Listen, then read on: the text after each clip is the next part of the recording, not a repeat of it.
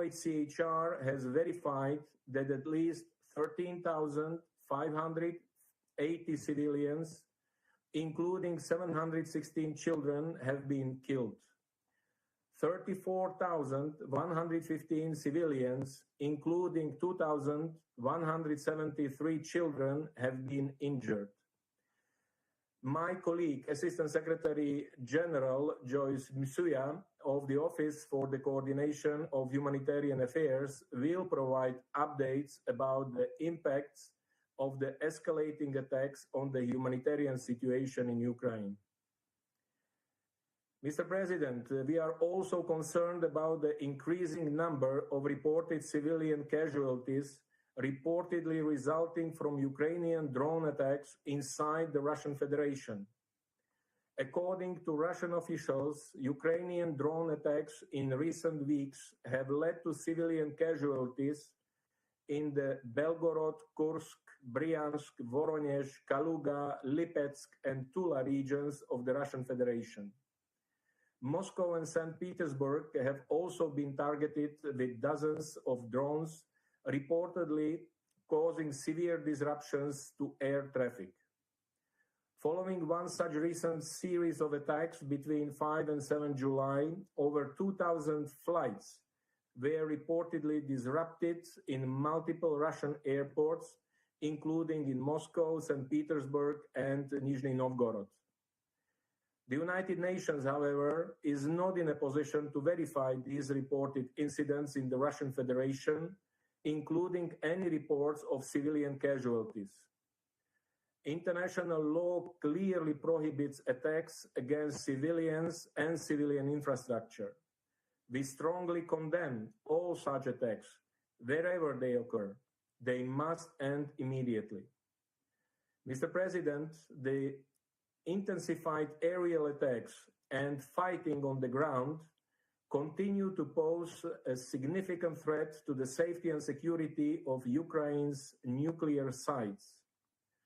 On 11 July, a drone attack reportedly hit the city hall in Enerhodar, where most of the staff of Ukraine's Zaporizhia nuclear power plant, ZNPP, live, located only about 5 kilometers from the plant. According to the International Atomic Energy Agency, IAEA, the reported drone attack followed reports of an overnight shooting incident near the ZNPP on 12 July. On 4 July, IAEA raised concerns over the reported loss by ZNPP of all its off-site power for several hours.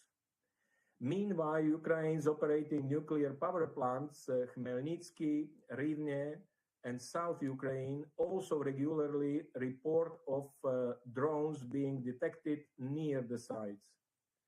These latest incidents underline the fragility of nuclear safety and security during the war and the need to ensure sustained attention to this issue. We continue to urge the sides to act responsibly. Any nuclear incident must be avoided at all costs. Mr. President, already at the end of last year, the total cost of reconstruction and recovery in Ukraine was assessed at $524 billion over the next decade. The most recent escalation of attacks is quickly adding to this toll. In this regard, this year's Ukraine Recovery Conference that took place in Rome earlier this month represented a significant milestone in the international community's commitment to supporting Ukraine's long-term reconstruction. The event culminated in over $11 billion in pledged funding. Speaking on behalf of the Secretary General, acting UNDP Administrator Hao Liang-shu reaffirmed the UN's commitment to supporting Ukraine to rebuild stronger, from advancing green energy and mine action to supporting community resilience. It is crucial that the international solidarity with Ukraine is sustained as the country embarks on its long journey for recovery. Mr. President, on Wednesday, Ukrainian and Russian delegations met in Istanbul for the third time this year. We welcome the continuation of these direct contacts between the sides and urge Ukraine and the Russian Federation to make further progress towards a ceasefire and a lasting settlement. We are grateful for the meaningful efforts of Turkey, the United States, and other relevant actors to help sustain the necessary diplomatic momentum. We commend in particular the reported progress made in the humanitarian track of these talks, including with regards to exchanges of prisoners and of war and civilian detainees. Since last May, following the first two rounds of negotiations in Istanbul, the Russian Federation and Ukraine have already reportedly exchanged hundreds of prisoners of war, including those badly injured, as well as more than 7,000 mortal remains. Each such exchange and repatriation alleviates the pain of the affected families and serves as a reminder that diplomacy can work. We therefore call on the sides to continue such exchanges. Mr. President, on Tuesday, this Council unanimously adopted a resolution reiterating that all states shall settle their international disputes by peaceful means through dialogue, diplomatic engagement, and cooperation in such a manner that international peace and security and justice are not endangered. The resolution also underscored the importance of the full, equal, and meaningful participation of women and meaningful participation of youth in dispute resolution efforts. As the Secretary General stated during that meeting, diplomacy may not have always succeeded in preventing conflicts, violence, and instability, but it still holds the power to stop them. With this in mind, and recalling the Security Council Resolution 2774 of 2025, adopted in February, it is crucial that the momentum of the ongoing diplomatic contacts is not only sustained, but reinforced by genuine political will to make tangible progress towards ending the current dangerous cycle of escalation as soon as possible.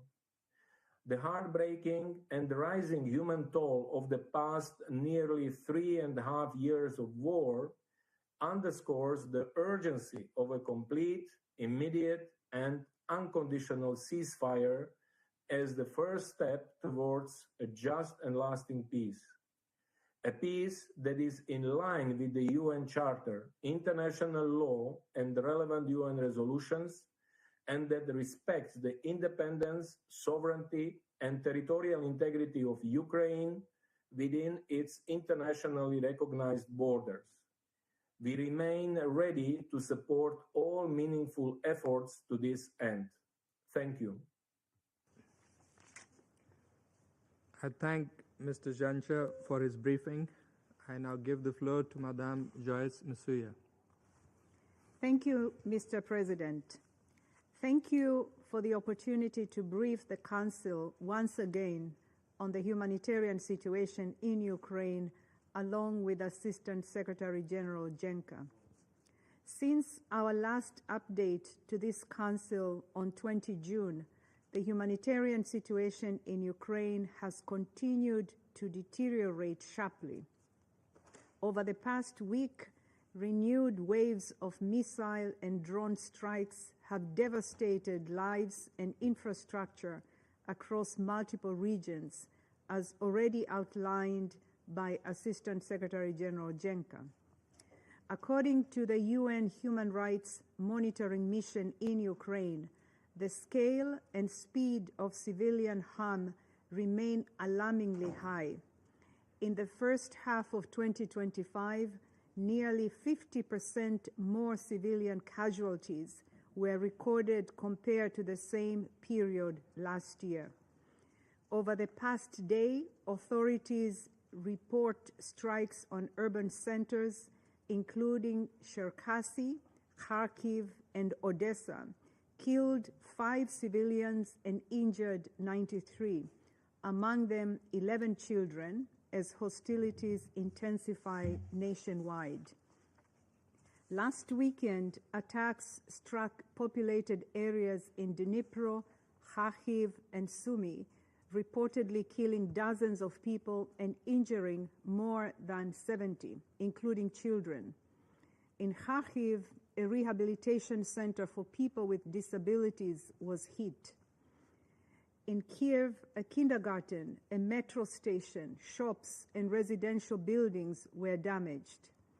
In the Ivano-Frankivsk region, once seen as a refuge far from the front lines and home to many displaced families, we saw the largest attack there since the war escalated in 2022.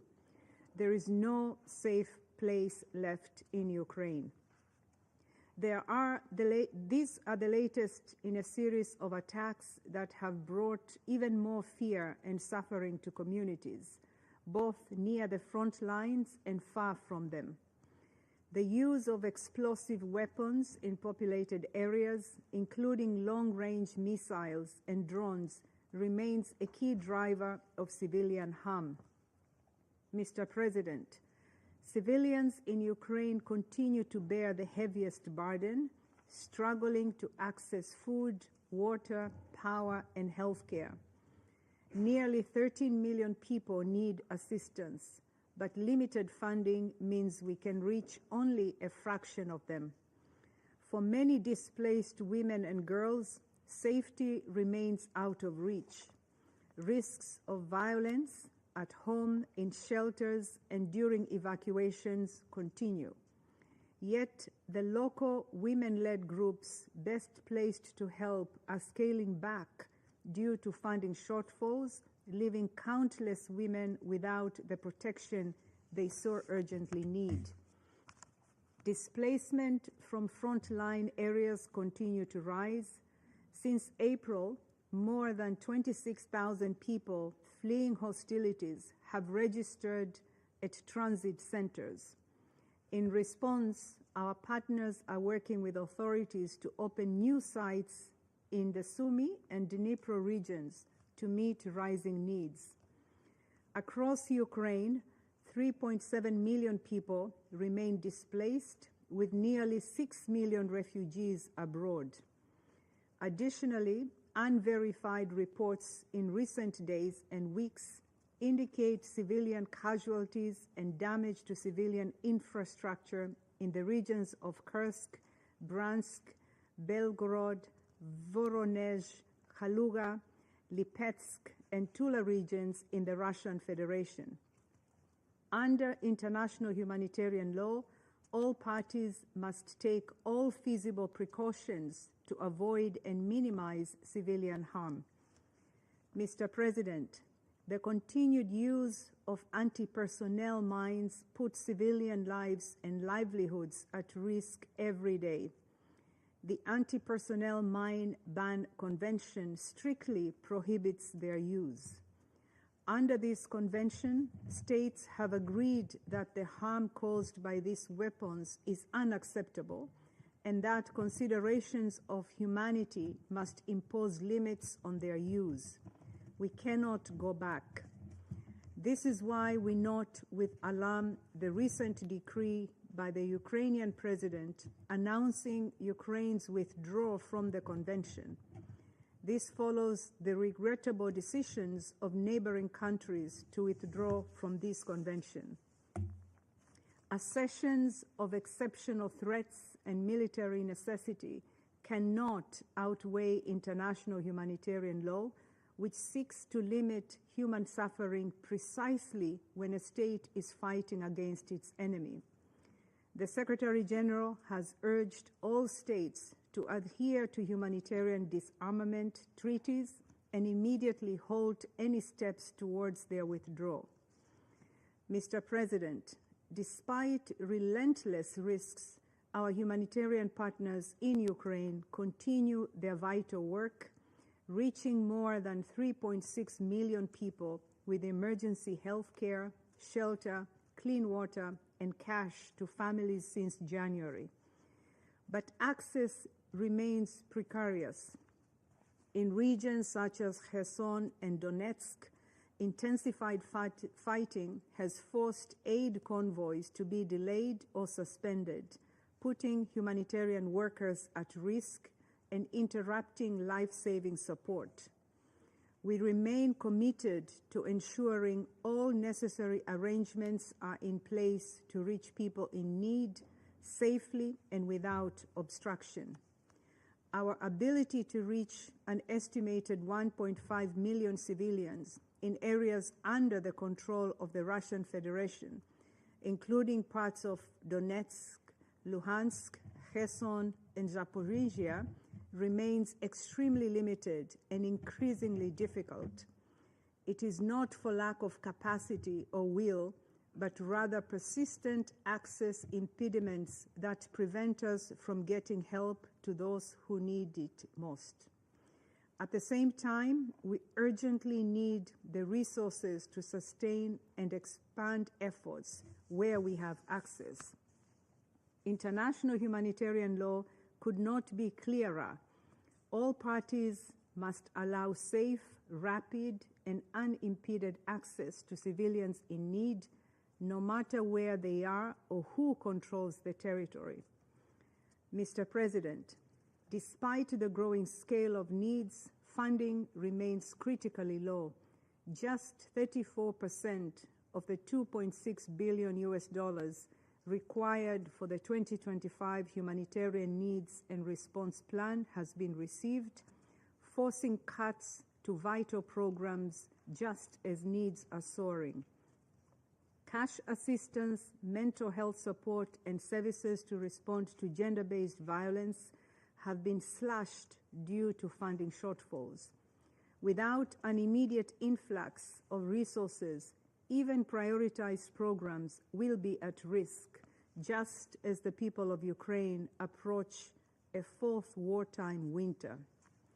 Last week, the United Nations and our humanitarian partners launched the 2025-2026 Winter Response Plan, which aims to reach 1.7 million people with heating support, winter clothing, shelter repairs, emergency energy solutions, and cash. The plan prioritizes households in frontline and collective sites where freezing temperatures could turn already dire conditions into deadly ones.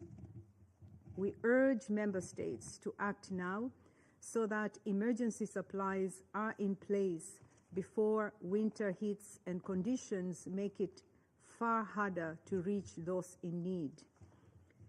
Mr. President, allow me to close with 3 urgent messages to this Council.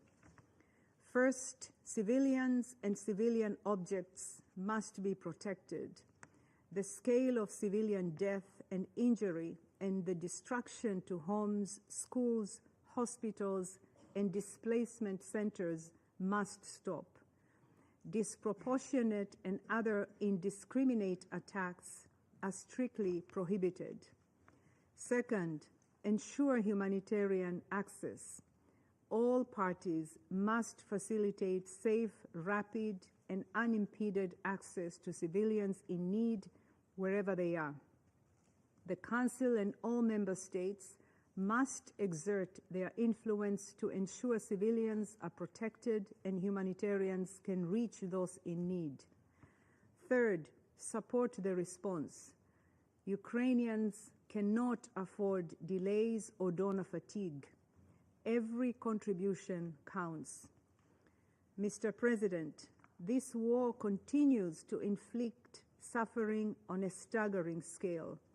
The trauma is daily, the destruction is widespread, and the resilience of civilians is being pushed to its limits. but our commitment to assist them must not waver. Thank you. I thank AST Masuya for her briefing. I now give the floor to those council members who wish to make statements. And to begin with, I give the floor to the representative of Slovenia. Thank you very much, Mr. President. I would like to thank Assistant Secretary General Masuya and Assistant Secretary General Jenča for their insight and contribution to today's discussion. And I welcome representative of Ukraine in the chamber. Mr. President, today's briefings painted a comprehensive picture of the latest developments on the ground, and the picture is grim. Civilian casualties are on the rise. Homes, schools, and hospitals continue to be destroyed. To top it all, there is no end in sight to all the death and suffering. Since the beginning of the year, Russia has been escalating its aggression. By March, Russia was launching more than 1,000 drones and missiles per week, terrorizing Ukrainians in their homes and shelters night after night. This month, the attacks have been particularly destructive. They culminated on the 9th of July, when Russia launched its largest ever aerial attack, using more than 700 drones and missiles. This vividly illustrates the accelerating pace of the escalation.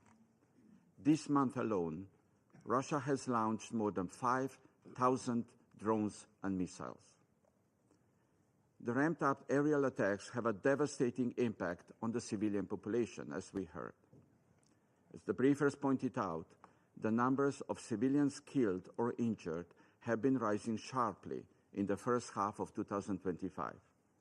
In fact, June was the deadliest month for Ukrainian civilians in 3 years. In addition to all this, civilians across Ukraine are each day exposed to arbitrary detentions, torture, executions, and sexual violence. These acts are an obvious violation of international humanitarian law. Slovenia condemns the aggression and the latest escalatory steps, Mr. President. Slovenia welcomes all diplomatic efforts toward a just and lasting peace in Ukraine, including the latest meeting between the two countries held last Wednesday. We welcome the agreement on the POW exchange in this regard. However, the outcomes of both previous and recent talks remain insufficient. Instead of genuine peace talks, we are witnessing a surge in drone production. Instead of respect for international law, more and more armaments are being procured, including from countries under UN sanctions. Instead of reuniting families, Ukrainian children remain displaced and deported. Instead of a ceasefire, Ukrainian cities continue to burn. Mr. President, we are in a desperate need of a change of pace. We need action to prevent further civilian deaths and finally make a decisive step on the path to peace, as implored by this Council last February. For months, we have listened to pleas of members of this Council for ceasefire. To little avail. Enough time has passed. This Council needs to act. We need a ceasefire resolution. I thank you. I thank the representative of Slovenia for the statement, and I'll give the floor to the representative of Denmark. Thank you, Mr. President. And I would also like to thank Assistant Secretary Jenča and Assistant Secretary General Masuya for their briefings. Colleagues, we are once again gathered in this chamber to address Russia's ongoing illegal war of aggression against Ukraine, a war that continues to escalate in intensity as the Russian Federation persists in its aggression against its sovereign neighbor with increased ferocity. Mr. President, allow me to make 3 key points. First, in recent weeks, we have witnessed the most severe attacks against civilians across Ukraine in over 3 years.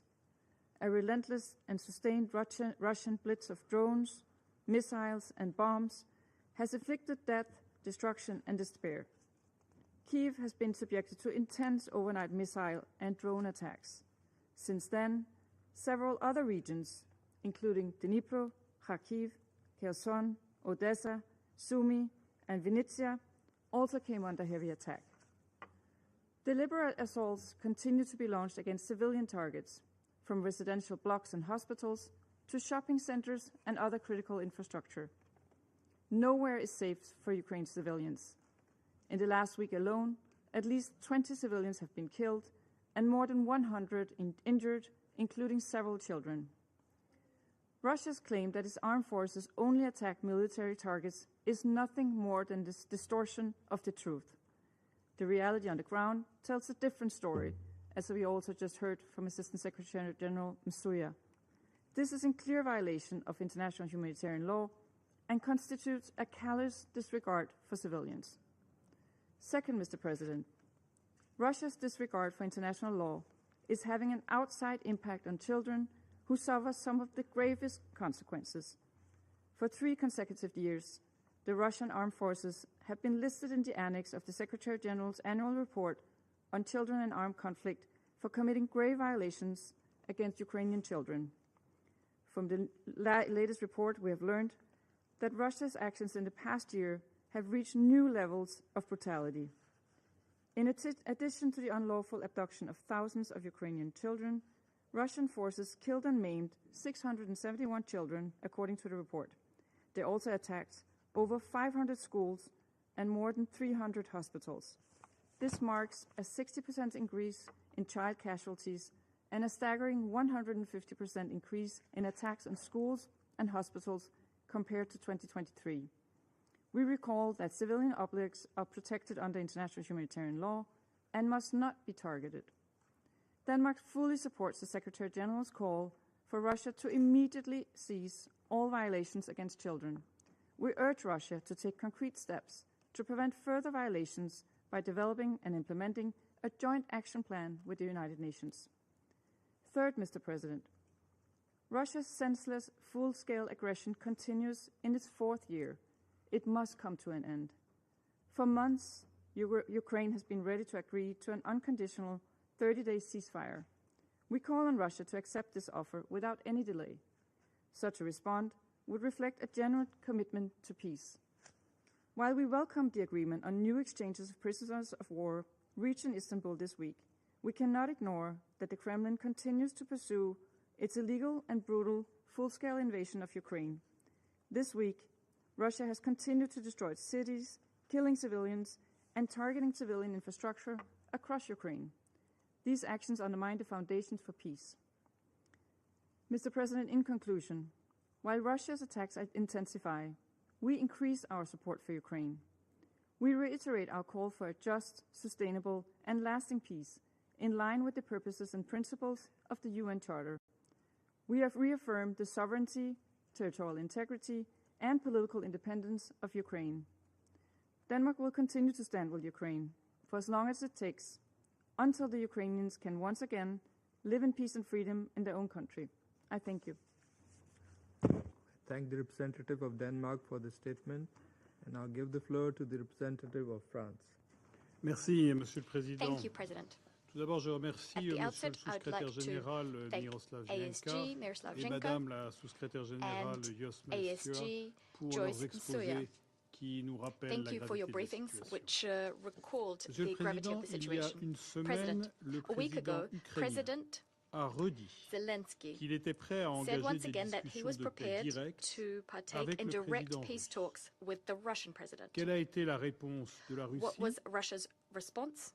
Des frappes massives Massive sur les strikes villes on ukrainiennes, Ukrainian cities, très loin du front, very far dans from the la front nuit du line. 20 au And 21 this juillet. between the 20th and 21st Notre of ministre, July. M. Jean-Noël Barrot, est arrivé à Our Kiev Minister of Foreign quelques heures Affairs, plus tard Jean-Noël Barrot, pour arrived réitérer in notre Kiev just a few hours détermination later to reiterate à our accroître la determination pression sur la to Russie increase et à pressure donner on à Russia l'Ukraine les and moyens to de se give défendre. Ukraine the Nous means le to defend faisons itself. avec l'Union This is what we're européenne. doing together with the European Union. En attaquant By systématiquement systematically des cibles civiles attacking et civilian des targets infrastructures essentielles à la vie and quotidienne, essential infrastructure, la essential Russie for veut daily semer la life, peur et la division en Russia Ukraine.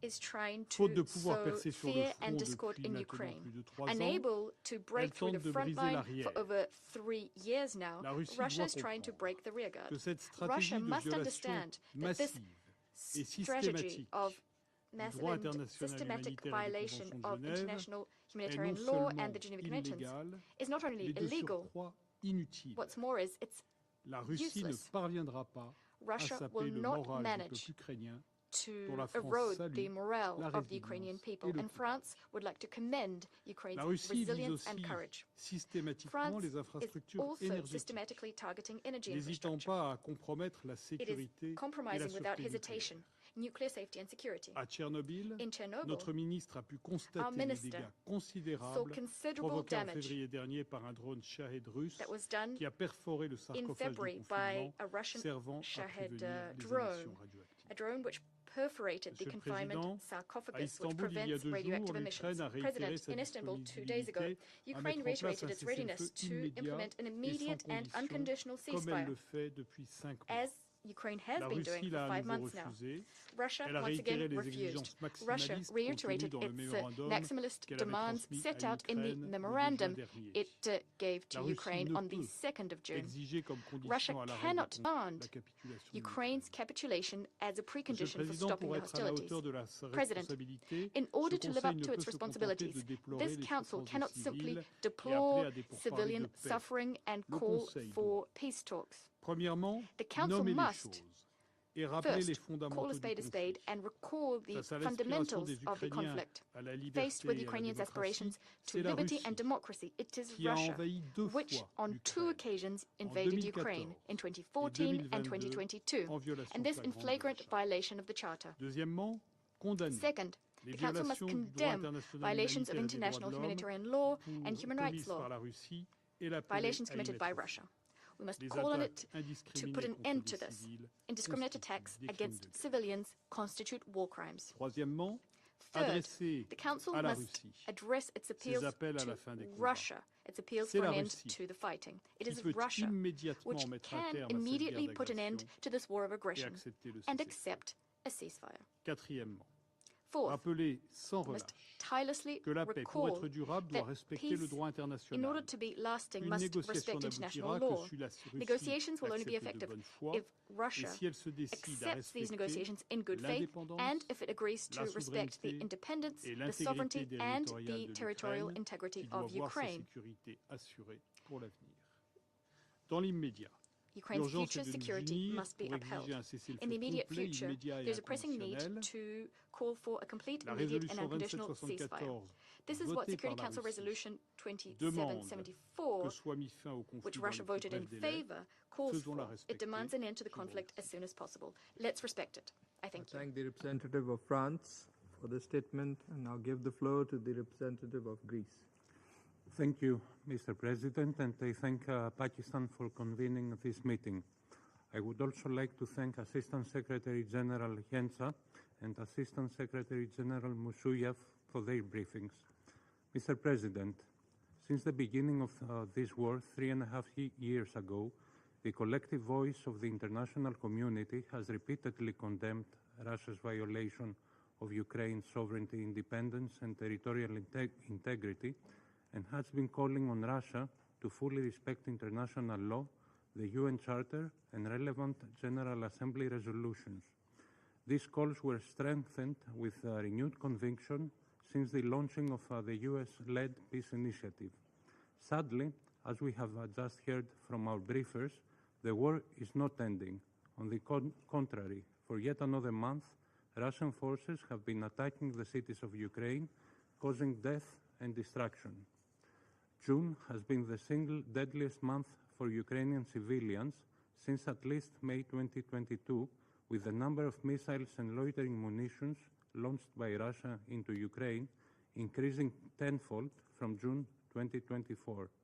Once more, the vulnerable, children, women, and the elderly, are disproportionately affected, with 100 casualties among children alone. This trend has continued in July. These attacks have inter alia targeted energy infrastructure and disrupted power supply to the Zaporizhia nuclear power plant for the first time since December 2023, further endangering nuclear safety. We note with extreme concern that according to the WHO, nearly 40% of all attacks against healthcare facilities worldwide this year took place in Ukraine, causing casualties among medical personnel and patients. We are likewise concerned about reports on the use of chemical weapons, and we also condemn any attacks against civilians, which constitute blatant violations of international law, including humanitarian and human rights law. Mr. President, this year's annual report of the Secretary General on Children and Armed Conflict verified a 105% increase in grave violations against the children of Ukraine, identifying for the third consecutive year the Russian armed forces and affiliated armed groups as responsible for these violations. These findings are compounded by this year's recently released Council of Europe's report on the human rights situation in the territories of Ukraine temporarily occupied by Russia, which demonstrates that Russia's war of aggression has continued to lead to immense human suffering. Mr. President, ensuring accountability is both a prerequisite for peace and a deterrent for further war. On that front, Greece welcomes the July 9th ruling of the European Court of Human Rights, in which the court held Russia unanimously accountable for flagrant and widespread abuses of at least 10 fundamental human rights in eastern Ukraine between 2014 and at least 2022. Greece also welcomes the signing of the agreement between the Council of Europe and Ukraine for the establishment of a special tribunal for the crime of aggression against Ukraine. Mr. President, we have long advocated for peace, which is long overdue. We welcome the 3 rounds of direct bilateral talks and the agreements on exchange of prisoners, including the most recent one on July 23rd.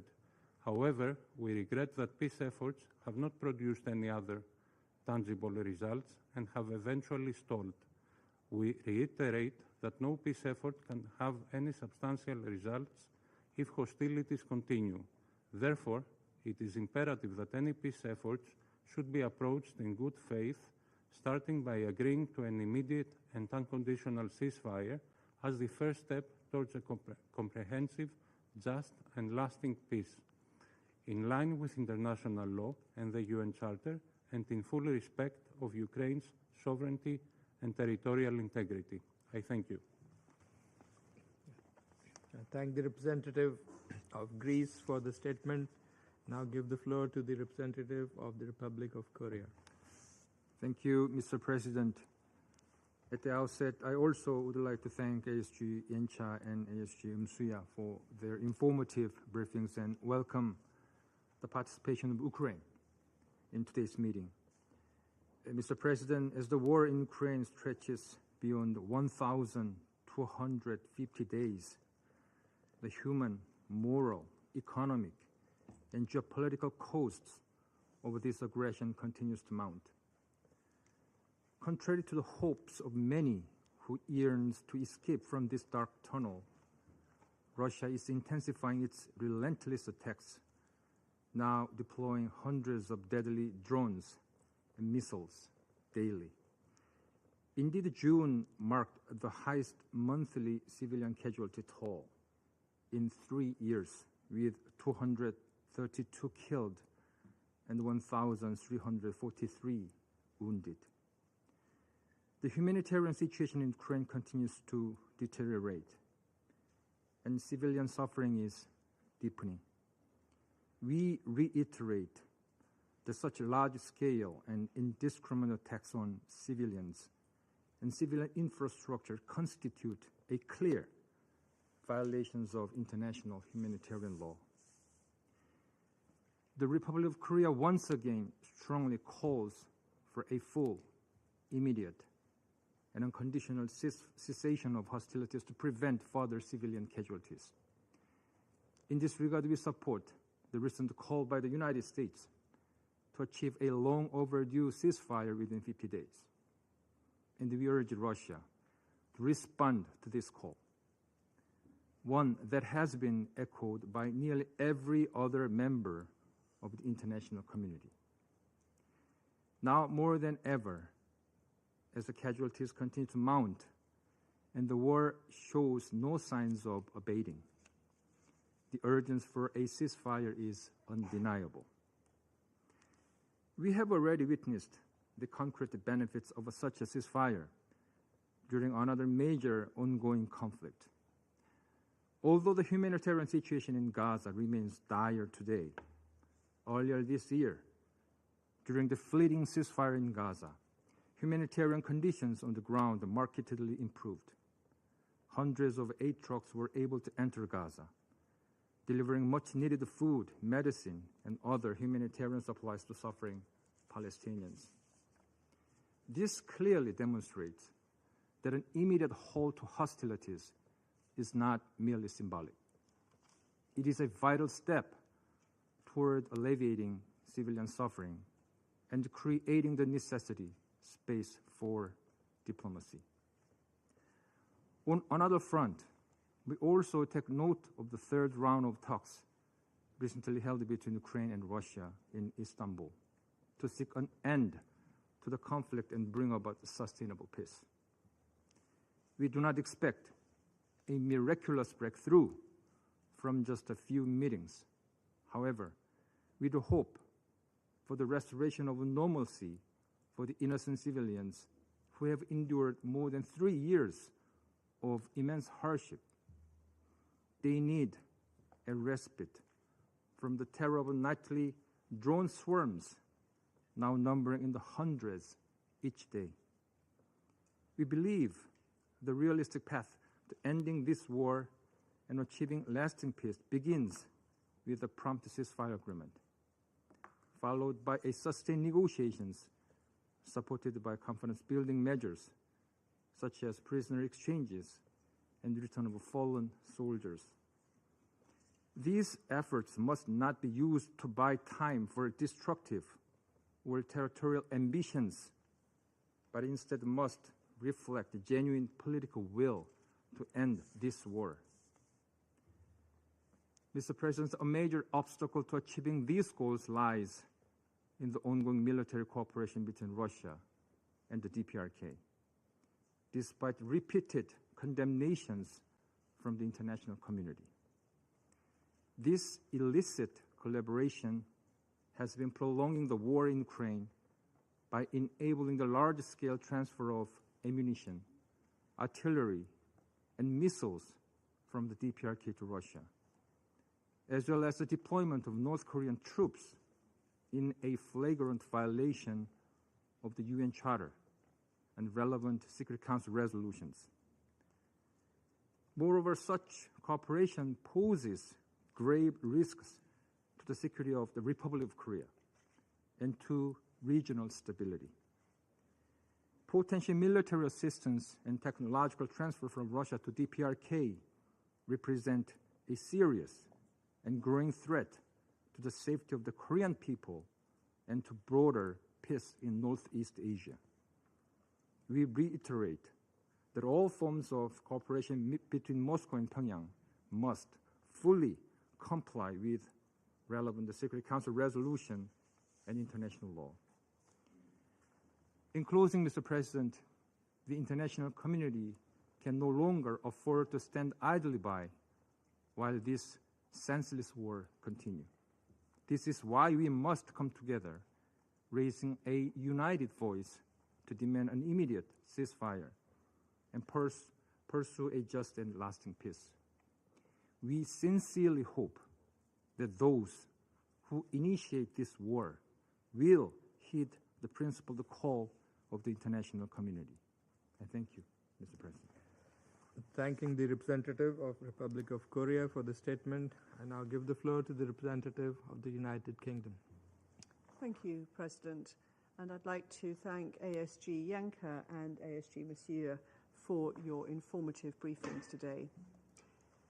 Colleagues, the world has rallied around President Trump's call for an immediate and unconditional ceasefire. Ukraine has agreed, and we echo that call again today. Yet week after week, night after night, we see the number of Russian assaults grow. June was the deadliest month yet, and July is on track to be even deadlier. This makes a mockery of the diplomacy that Russia claims to support. And the consequences are even more devastating for the people of Ukraine. Across 5 nights, from the 18th to the 23rd of July, Russia launched over 940 drones and 59 missiles at Ukrainian cities, killing 20 civilians and injuring a further 216. Just days before, a record-breaking 728 long-range drones were launched on Ukraine in a single day.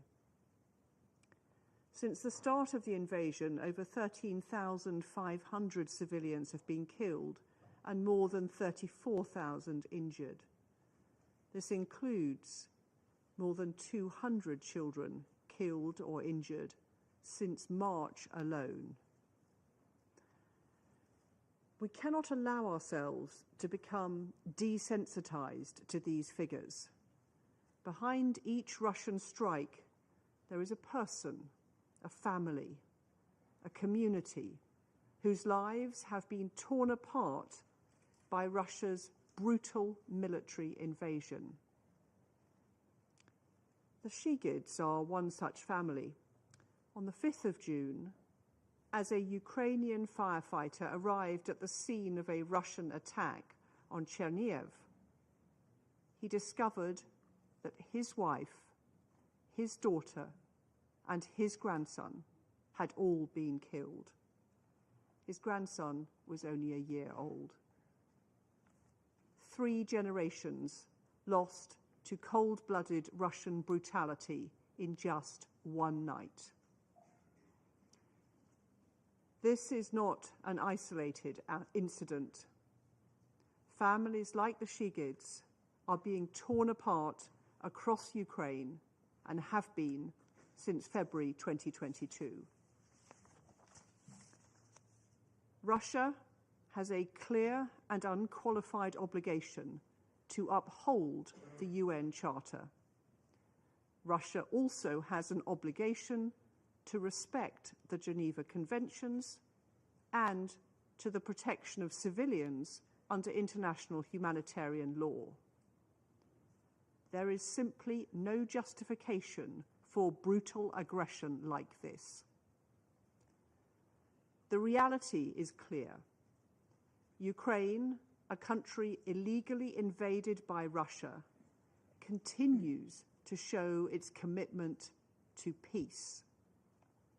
But President Putin prefers war.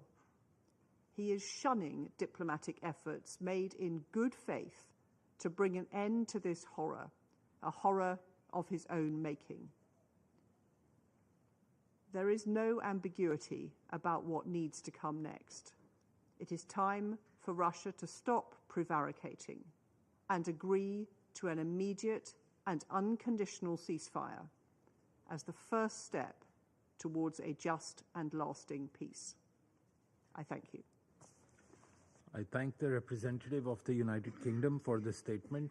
I now give the floor to the representative of Guyana. Thank you, Mr. President, for convening today's meeting. I would also like to thank Assistant Secretaries General Yencha and Masuya for the updates provided and for their work. In the 33 days that have elapsed since our last meeting on this topic, the situation on the ground has gotten considerably worse. The continuation of intense fighting in several regions and escalated attacks on civilian infrastructure continue to devastate civilian lives and drive displacement in Ukraine. Meanwhile, nuclear safety and security remain under threat, with the IAEA reporting yesterday that their team at the Zaporizhzhia nuclear power plant continues to hear shelling, explosions, and gunfire almost every day. Earlier this month, the site's training center was targeted in a drone strike, resulting in damage to its roof.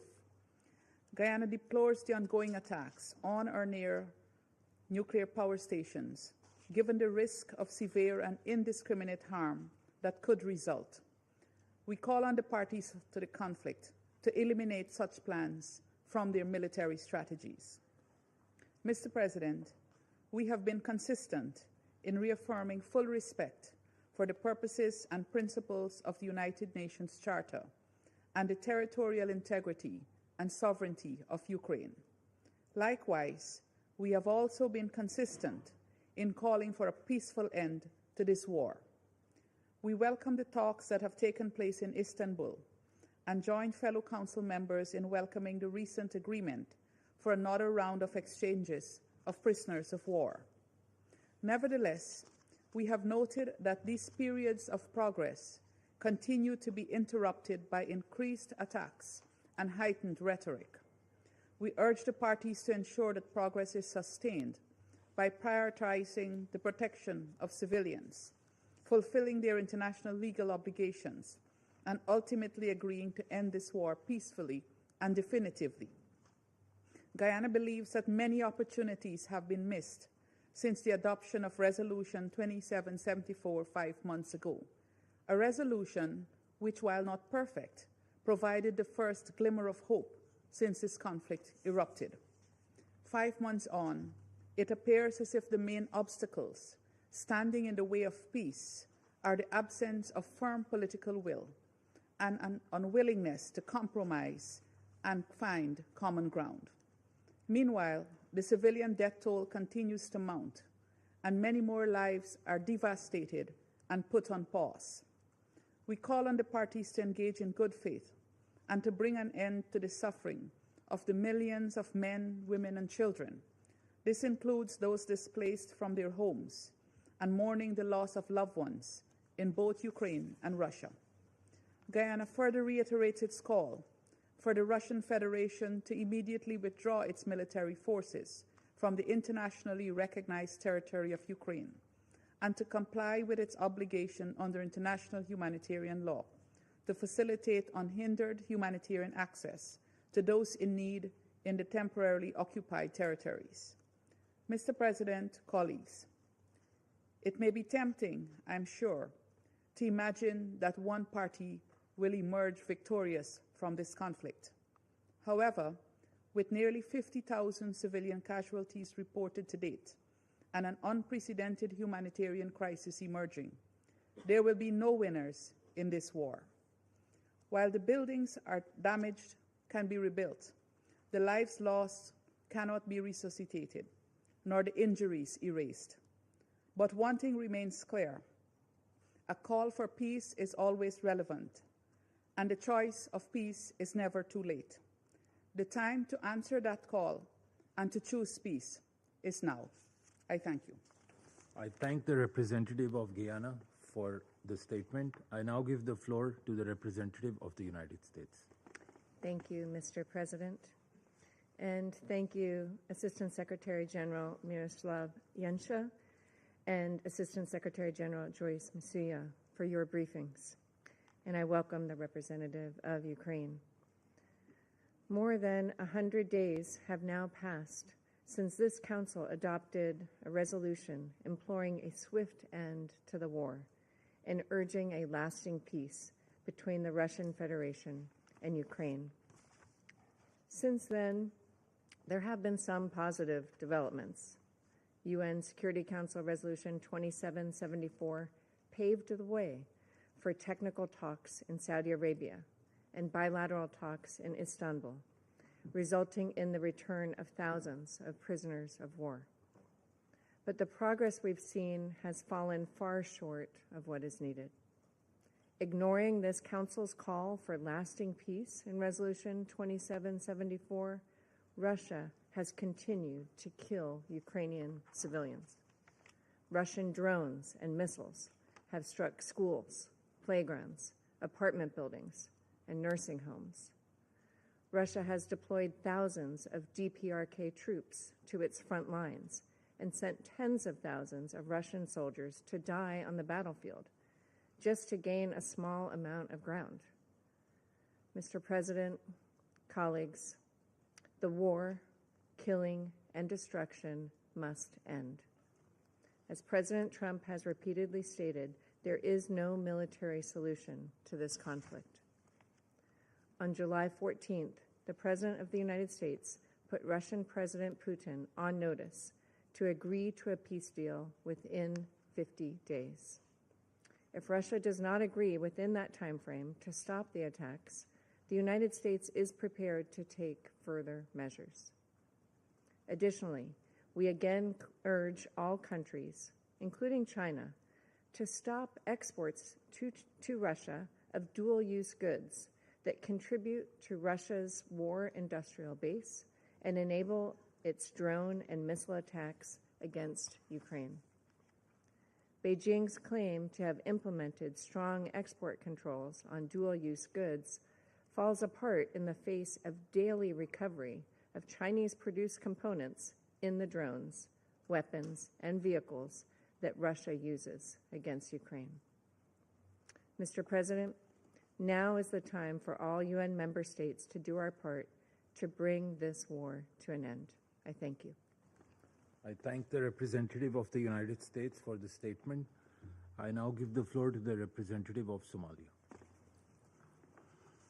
Mr. President, I wish to express my appreciation to ASG Yanka and Masuya for their briefing. My delegation remains gravely concerned by the continued deterioration of the humanitarian and security situation in Ukraine. The latest developments only reinforce the urgency and the complexity of the crisis before us. In that regard, I would like to make the following points.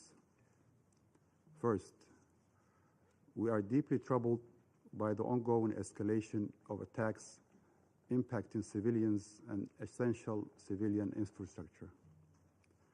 The protection of civilians and critical infrastructure are obligations enshrined under international law. We reiterate that all parties to the conflict must respect and uphold these principles without exception. Second, we remain convinced that there can be no military solution to this conflict. Dialogue and diplomacy are the sole means to bring an end to this long-standing conflict and achieve sustainable peace. Continued hostilities serve only to prolong suffering and further diminish prospect for a sustainable peace. Diplomatic channels must remain open. In that context, we welcome the ongoing discussions in Istanbul between the Russian Federation and Ukraine concerning the exchange of prisoners of war. While these negotiations are not without challenges, they represent a constructive step on the humanitarian track. Progress, even incremental, on such issues can pave the way for broader engagement and contribute to building the trust necessary for peace. Third, we emphasize the important role of the international community in supporting diplomatic initiatives and fostering conditions conducive to a peaceful settlement. Any durable resolution will require compromise, confidence-building measures, and genuine commitment to dialogue. We reiterate our call upon all parties to exercise restraint, recommit to diplomatic efforts, and work towards an immediate and comprehensive ceasefire. In closing, Mr. President, our delegation reaffirms its unwavering support for all efforts aimed at addressing the underlying causes of the conflict and achieving a just and lasting peace in accordance with the United Nations Charter. The people of Ukraine and all those affected by this crisis deserve a future founded upon peace, security, and dignity. I thank you. I thank the representative of Somalia for the statement. I now give the floor to the representative of Panama. Gracias, señor presidente. Thank you, President. Panamá lamenta el accidente aéreo ocurrido en la Federación Rusa el día de ayer. Accident that occurred yesterday in the Russian Federation, and we'd like to extend our condolences to the relatives of those who lost their lives, as well as the people and government of Russia. President, we welcome the convening of this briefing and the timely participation of Mr. Yencha, ASG, and Ms. Msuya, ASG. They have provided us with detailed information about the humanitarian situation and security situation in Ukraine. Panama continues to be deeply concerned by the prolonged war in Ukraine. It is alarming that this conflict, with its devastating humanitarian consequences, has become a regular item on our agenda. We should not allow violence to lose its ability to move us, nor for the normalization of suffering to be imposed upon our collective responsibility. Like in any conflict, those who are most affected, those who bear the brunt, are those who have the least responsibility, that is to say civilians, who only wish to live in peace. This reality should compel us to ask ourselves, have we really learned from the tragedies that characterize the 20th century? Attacks on schools, hospitals, critical infrastructure, an increasingly vulnerable population, physically and emotionally exhausted. All of this cannot and must not be normalized.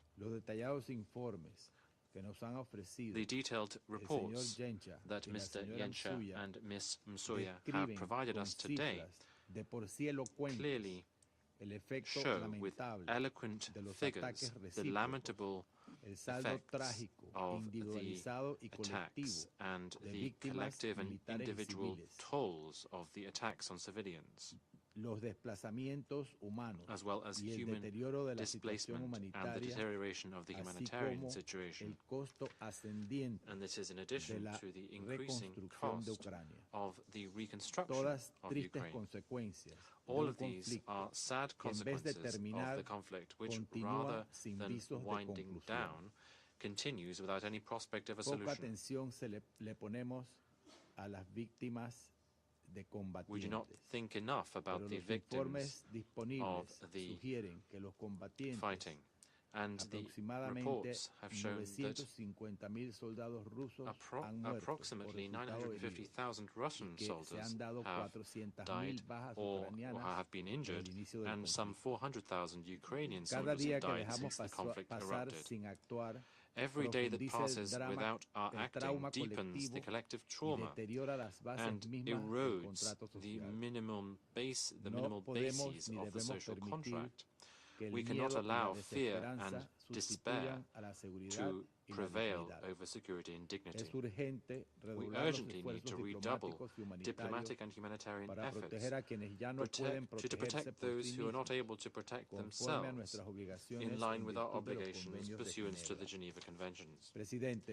President, we are gathered here today in this chamber, which was as a result of the 1955 spirit, precisely to avoid situations such as those in the past recurring. However, the figures that we've heard this morning, and that we continue to hear every month, defy this founding commitment. We are particularly concerned about nuclear security. At the beginning of this month, an attack completely disconnected the Zaporizhia nuclear plant. On the 13th of July, the IAEA team reported shots from light weapons being fired close to the power station, and in addition to this, incidents with drones in the surroundings. As DG Grossi has clearly said, the situation around the power plant is increasingly delicate and sensitive, and any incident could have catastrophic consequences. Panama echoes the words of SG Guterres, which he stated on the 5th of June, in which he condemned the wide-scale attacks with missiles and drones. The continued attacks continue to be one of the main characteristics of the conflict, and this represents a major threat to regional and global stability. Fair and lasting peace in Ukraine necessarily involves fully respecting Ukraine's sovereignty, territorial integrity, and political independence, pursuant to the principles laid out in the UN Charter. We urge the parties to immediately cease hostilities and to fulfill their obligations pursuant to international law, including international humanitarian law.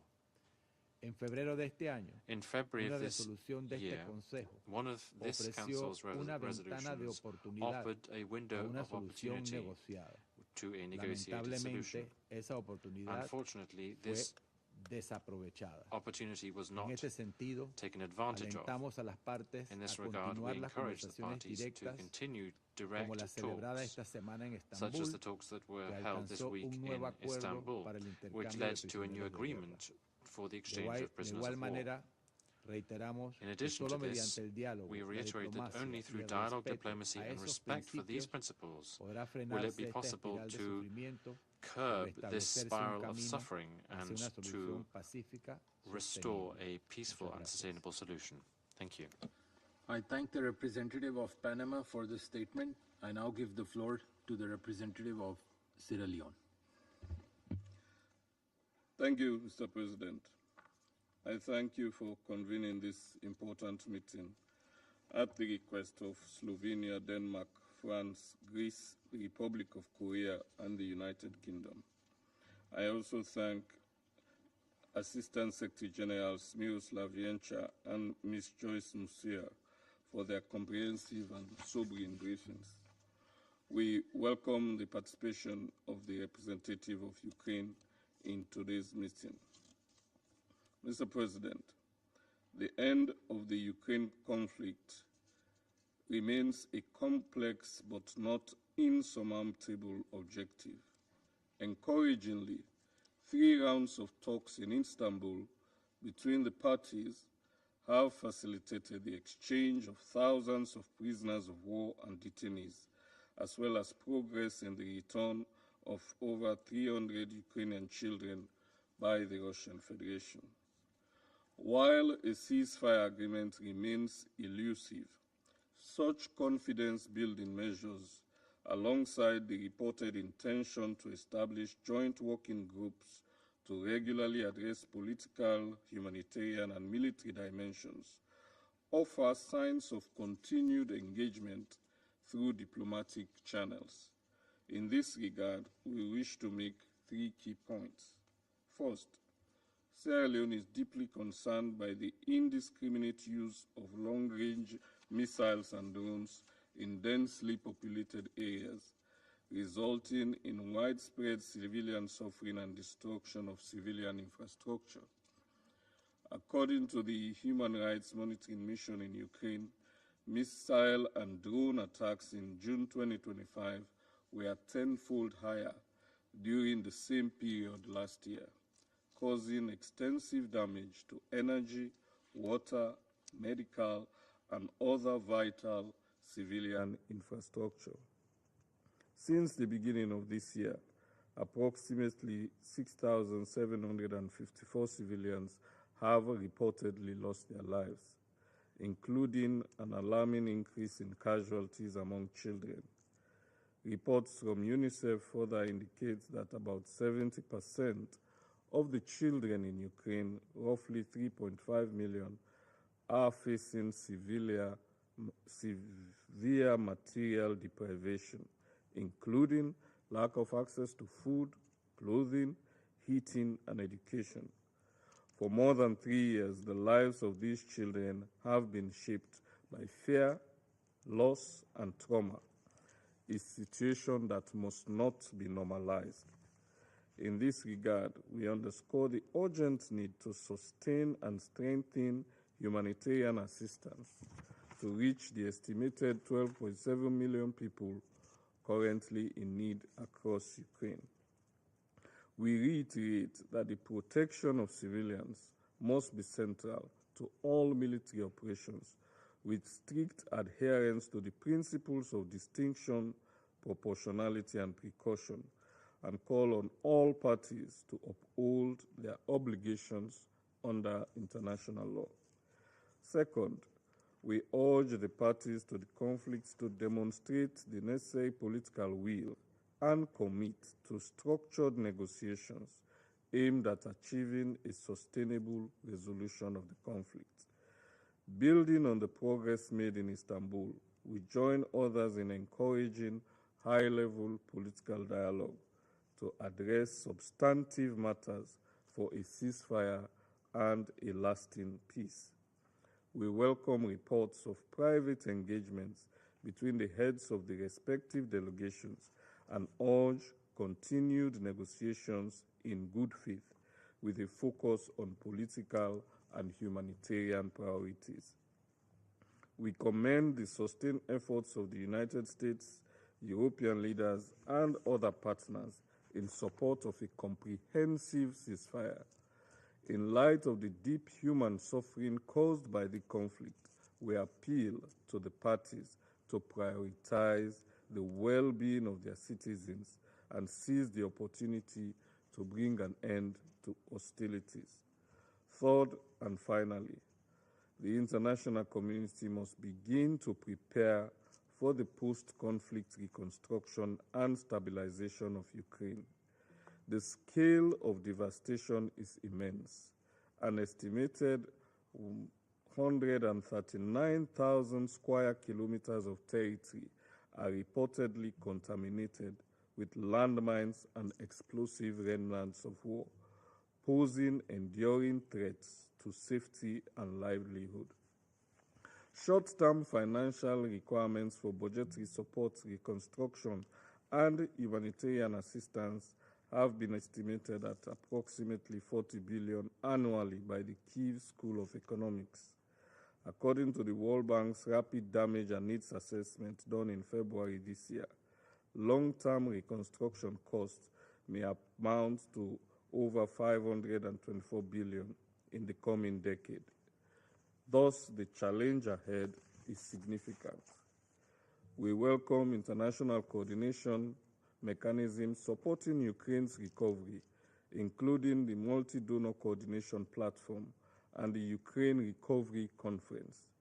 The guiding principles are outlined in the Lugano Declaration: partnership, reform focus, transparency, democratic participation, inclusivity, and sustainability remain fundamental. We also note with appreciation the increased engagement of the private sector in the recent recovery conference held in Rome, underscoring the crucial link between sustainable development and durable peace. In conclusion, Mr. President, we reaffirm that only a comprehensive ceasefire and peace agreement will enable the government and people of Ukraine, including over 10 million displaced persons, to begin the arduous process of recovery, healing, and rebuilding. Sierra Leone reiterates its support for all efforts that seek to protect civilians, uphold international humanitarian law, and advance a just and lasting peace that respects the sovereignty, territorial integrity, and internationally recognized borders of Ukraine, while addressing the legitimate security concerns of all parties to the conflict. I thank you. I thank the representative of Sierra Leone for the statement. I now give the floor to the representative of Algeria. شكرا سيد الرئيس. Thank you, Mr. President. At the outset, I would like to thank Assistant Secretary General for Europe, Central Asia, and the Americas, Mr. Miroslav Vienka, and Assistant Secretary General for Humanitarian Affairs and Deputy Emergency Relief Coordinator, Ms. Joyce Msuya, for their valuable briefings. Mr. President, unfortunately, the ongoing war between Russia and Ukraine continues, as does the killing of innocent civilians, including women, children, and the elderly. In addition to the continued recorded heavy losses in property and infrastructure, including vital facilities, which Algeria has condemned several times for being a flagrant violation of the rules of international law, including international humanitarian law. And despite the positive momentum we have witnessed recently, which was embodied in long-awaited direct meetings between the two parties, the logic of confrontation and fighting still dominates on the ground, and unfortunately, the logic of polarization still affects the state of affairs, undermining diplomatic efforts to end this war. This conflict has not only affected the peoples of the region, but has also had spillover effects in many regions of the world, especially developing countries, as a result of the repercussions of this conflict on food and energy markets across the world. Faced with this situation, my delegation would like today to stress the following points. 1. Algeria reiterates its call on the two parties to show restraint and wisdom and to make the lives and safety of civilians their priority, and to fully abide by the rules of international law, including international humanitarian law, which expressly prohibit the targeting of civilians and civilian infrastructure. 2. Algeria stresses its firm conviction that the solution will not come by the force of arms or by imposing hegemony, but by favoring the language of constructive and inclusive dialogue and negotiations, and the ability of both parties to overcome differences and to find a peaceful solution that will put a definitive end to hostilities and end the war. In this regard, Algeria calls on the parties to focus effort on the ongoing negotiating process and to be inspired by the positive results achieved so far through the exchange of prisoners to reach a just and lasting peaceful solution based on the principles and purposes of the Charter of the United Nations and is responsive to the legitimate security concerns of the parties. 3.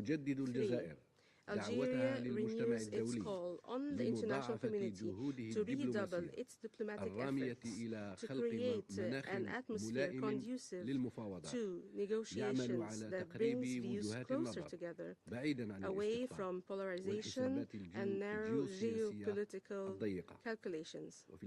Finally, Algeria renews its firm commitment to support any international efforts aimed at finding a peaceful political solution that satisfies both parties and putting an end to this war and returning the entire region back to safety.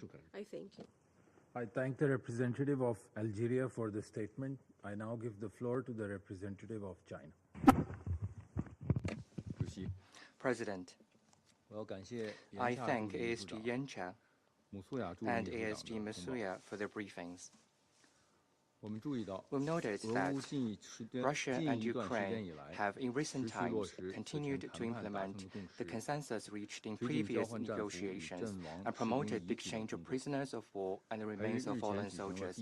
They also held the third round of direct talks a few days ago, in which a new consensus on the continuation of the exchange of prisoners of war and other humanitarian issues was reached. China welcomes these positive developments and calls on the parties concerned to maintain the momentum of the peace talks, continue to build consensus and enhance mutual trust with a view to reaching a comprehensive, lasting and binding peace agreement. We've also noted that in recent days, Russia and Ukraine have continued to carry out large-scale drone and missile strikes against each other, resulting in heavy casualties and infrastructure damage and destruction. China is deeply concerned and saddened by this, and once again urges the parties to the conflict to show maximum restraint, comply effectively with international humanitarian law, and refrain from attacking civilians and civilian infrastructure under any circumstance. It is imperative that the two sides make joint efforts to de-escalate on the battlefield at an early date. We have further noted that Russia and Ukraine have recently issued statements toward each other about how to restore peace in Europe and achieve a political solution to the crisis. The major parties in the international community have also repeatedly released positive signals on dialogue, negotiation, and ceasefire, and continue to engage in diplomatic efforts for peace talks. China welcomes all efforts towards peace and encourages both Russia and Ukraine to continue to show political will and flexibility, while the international community continue to call for peace, build a consensus over peace, and carry out efforts for peace. All parties should jointly make practical efforts to promote a political solution to the crisis. President, China has always maintained an objective and impartial stance on the Ukraine issue and has been committed to promoting peace talks and political solution. We have actively carried out diplomatic mediation in accordance with 4 shoulds proposed by President Xi Jinping while maintaining effective communication with both Russia and Ukraine. We have initiated the establishment of Friends of Peace Group on the Ukrainian crisis with Brazil and other countries in the global south in order to build greater synergy for a ceasefire and the realization of peace. China will, as always, play a constructive role in the political settlement of the crisis. President, I'd like to respond to the statement by the U.S. representative. As we've pointed out many times in the Council, China did not start the Ukraine crisis, nor is it a party to it. China has never provided lethal weapons to any party to the conflict, and has always strictly controlled dual-use materials, including the export of drones. We urge the U.S. to stop shifting blames on the Ukraine issue or creating confrontation, and instead playing a more constructive role in promoting ceasefire and peace talks. What's more, President, I'd like to take this opportunity to say a few more words. This past Tuesday, when the Council held an open debate on the peaceful settlement of disputes, the U.S. representative took advantage of the meeting to attack and accuse China on the South China Sea issue. This past Thursday, when the Council held an open meeting on cooperation between the UN and the Organization of Islamic Cooperation, the representative of the U.S. once again started its provocation by slandering and smearing China on Xinjiang-related issues. Today, when we are considering the issue of Ukraine, the representative of the U.S. again started to spread false information and lies about China. Within a single week, the U.S. has made groundless accusations at China in the Security Council multiple times. They only prove that what the U.S. cares about is not maintaining international peace and security or promoting the political settlement of war or conflicts, but rather using this council to suppress and attack other countries and engage in political manipulation to serve its own agenda. As a permanent member of the council, the U.S. should be ashamed and disgraced by its own words and deeds. We urge the U.S. to change course at an early date and engage constructively in the work of the Council. Thank you, President. I thank the representative of China for the statement. I now give the floor to the representative of the Russian Federation. Thank you, President. To be frank, when we heard about this meeting on Ukraine being requested by our Western colleagues, there was a fleeting thought in our minds. We thought that the reason for this was the fact that at the start of July, we received a poignant letter from a group of Ukrainian political prisoners addressed to the Security Council President.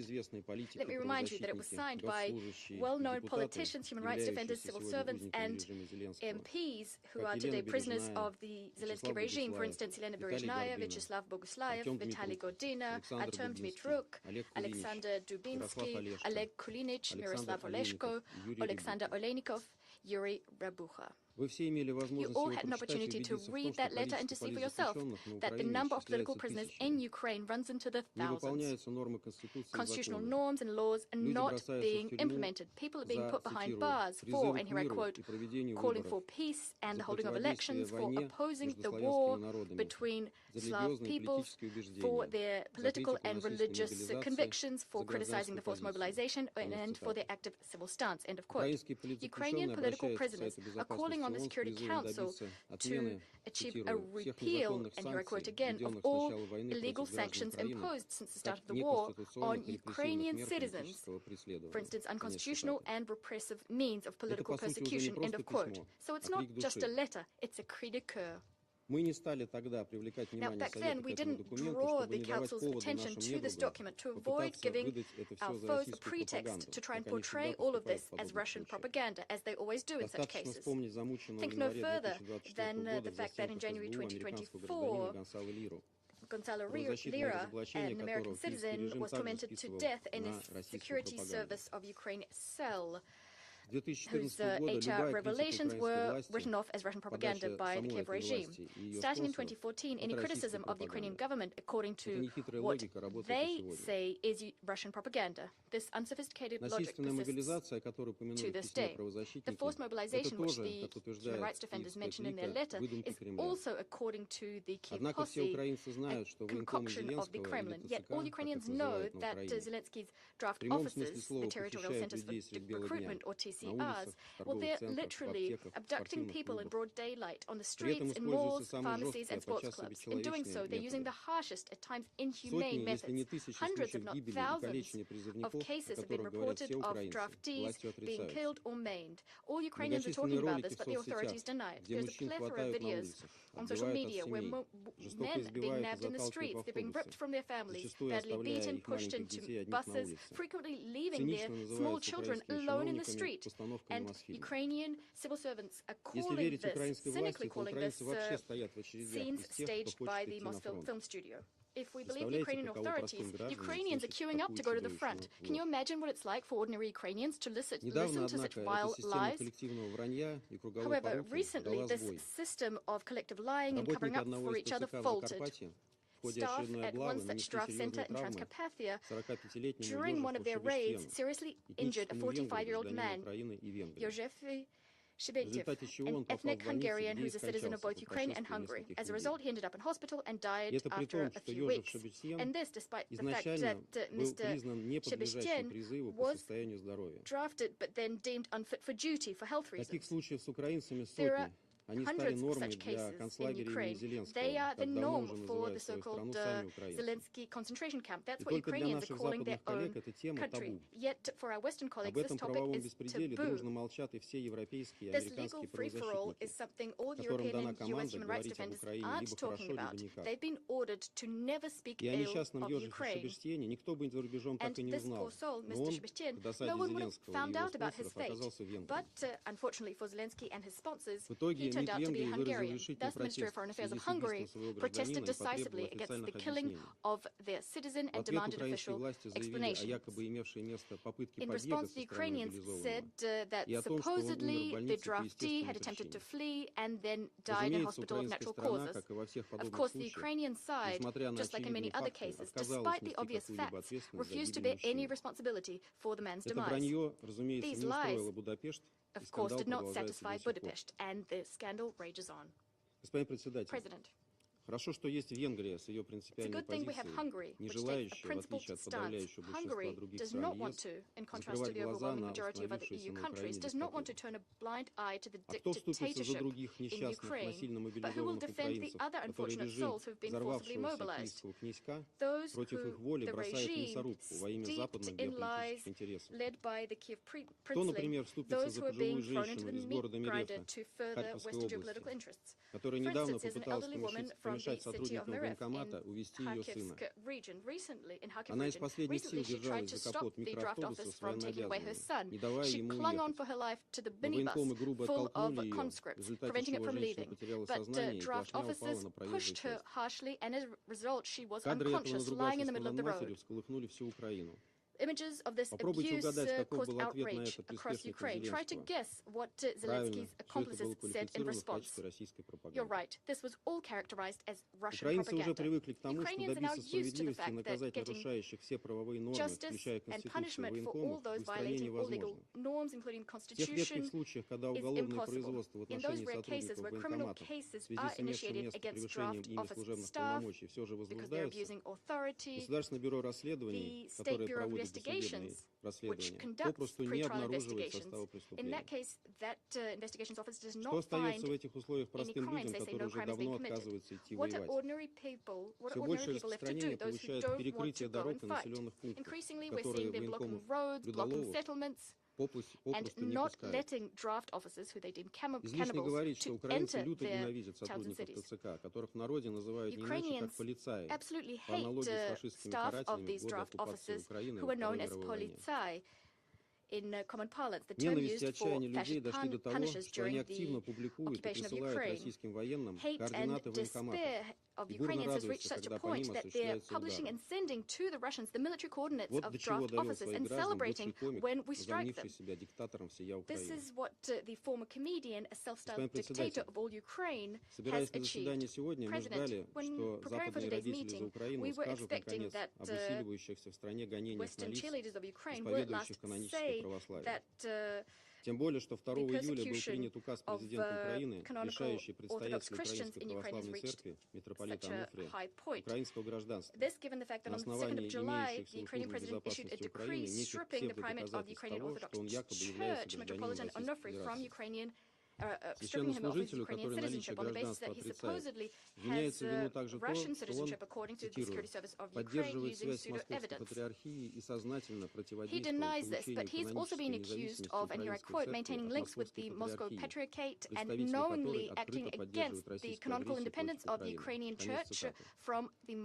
И это происходит в стране, где свобода вероисповедания и отделение церкви от государства закреплены в общем, средневековая инквизиция могла бы многому поучиться у режима Зеленского в плане преследования инакомыслия и охоты на ведьм. А наши западные коллеги лишь стыдливо опускают глаза, когда им указывают на то, что творит взросшая имя на Украине власть. Вот и сегодня об этой возмутительной ситуации, разумеется, заметили высказанные сегодня. Промолчали наши западные коллеги сегодня и еще об одном направлении этой самой охоты на ведьм, которым киевский князек увлекся в последние дни. Так, прознав о том, что независимые от президента антикоррупционные структуры заготовили компромат и уголовные дела на него и его ближайших соратников, он провел через свой ручной парламент закон о переподчинении этих структур подотчетной ему Генпрокуратуре. Zelensky and his inner circle, he used his pocket parliament to ensure that this body now reports to the Prosecutor General's office, who answers to him, the President. Thus, as we speak, his accomplices are destroying documents exposing corruption in the highest echelons of power, including the Kiev usurper and his team, who have spent billions of dollars in budget funds and Western aid. Now, having gotten their hands on this evidence, the evidence that exposes them, they're now backtracking, supposedly in response to a negative uproar in Ukrainian society and abroad. It's worth noting that the bodies that are being struck, the bodies that are being hit, were initially set up under Western pressure, portrayed as an antidote to corruption. But we didn't hear anything about that today. I cannot but mention the ravaging of the Hill of Glory memorial complex in the Lvov В угоду своим конъюнктурным интересам украинские власти кощунственно эксгумировали останки 355 советских воинов, в том числе героев Советского Союза, которые погибли в боях за освобождение Львова от немецких фашистских войск. Никто из западных представителей, а равным образом и в секретариате Всемирной организации не нашел в себе смелости осудить эти позорные бесчинства украинских неонацистов. И это несмотря на то, что ежегодно принимаемая Генеральной Ассамблеей ООН резолюция «Борьба с героизацией нацизма, неонацизмом и другими видами практики, которые способствуют эскалации современных форм расизма, расовой дискриминации, ксенофобии и связанных с ними нетерпимости, акцентирует недопустимость разрушения памятников и мемориалов, воздвигнутых в память о подвиге тех, кто боролся с нацизмом в годы Второй мировой войны, а также незаконной эксгумации и переноса их останков.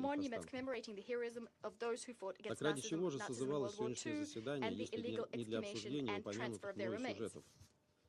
Как выясняется, вновь лишь для того, чтобы искусственно поддержать украинскую тему на плаву в Совете Безопасности. Особенно на фоне продолжающейся бойни и гуманитарной катастрофы в Газе, по поводу которой наши западные коллеги намного менее красноречивы. И заодно покритиковать Россию за то, что она методично и последовательно уничтожает военную инфраструктуру, связанную с ее потенциалом объектов, взрывает склады с поставляемыми западными боеприпасами и техникой, наносит удары по местам скопления украинских военных, иностранных инструкторов и наемников. Одним словом, делает все то, что должна в условиях навязанной ей странами НАТО войны. Заслуживает ли это ритуальная пропагандистская установка наших западных коллег созыва заседания Совета?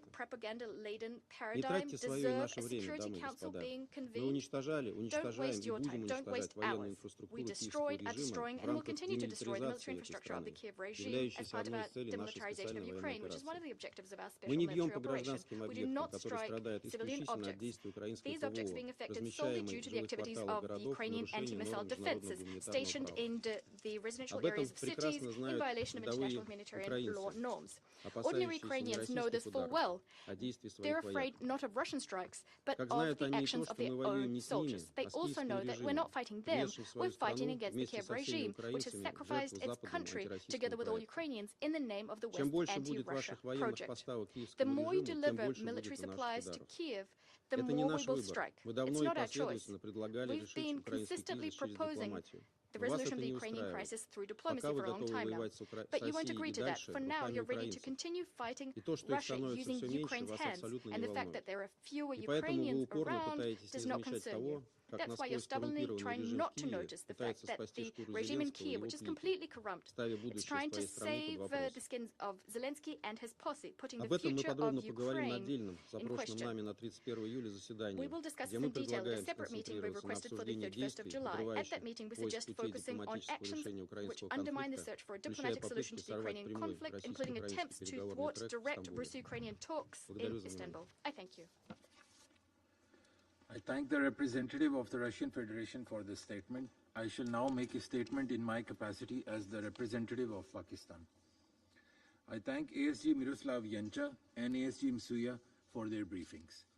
Pakistan remains deeply concerned by the continuing hostilities and devastating consequences of this conflict, particularly its humanitarian dimensions. Into its fourth year now, this conflict has exacted a harrowing human cost, with millions displaced, lives and livelihoods shattered, and widespread civilian infrastructure damaged. Its protracted nature has vividly laid out that war spares no one, and its effects threaten peace and stability far beyond the region. It is unfortunate that despite the diplomatic efforts at the start of the year, including Security Council Resolution 2774 and multiple limited ceasefire understandings, tangible progress has remained elusive. While prisoner exchanges and talks in Istanbul offer glimmer of hope, the ongoing violence, death, and destruction from relentless attacks has continued to cast a shadow over the nascent and fledgling peace efforts. It is imperative that the echoes for peace must be heard. Peace in Ukraine is long overdue. The calls for ending this conflict should not be allowed to be muted by the continued drums of war. In this context, Pakistan reiterates the following urgent imperatives. First, the protection of civilians is a must. The international humanitarian law is clear, and it is vital that it must be upheld unconditionally. targeting of civilians and civilian infrastructure under any pretext cannot be justified. Second, military solution and continued escalation is akin to pursuing a dead end. Continued attacks and the recent surge in these attacks has only deepened the suffering of people affected by this conflict. Sustainable peace demands de-escalation, ceasefire, and unwavering commitment to dialogue. Third, peaceful settlement must be our Lord Star. That is our commitment expressed in Resolution 2788 adopted earlier this week. Diplomacy is the only path forward. We welcome the talks between the Russian Federation and Ukraine.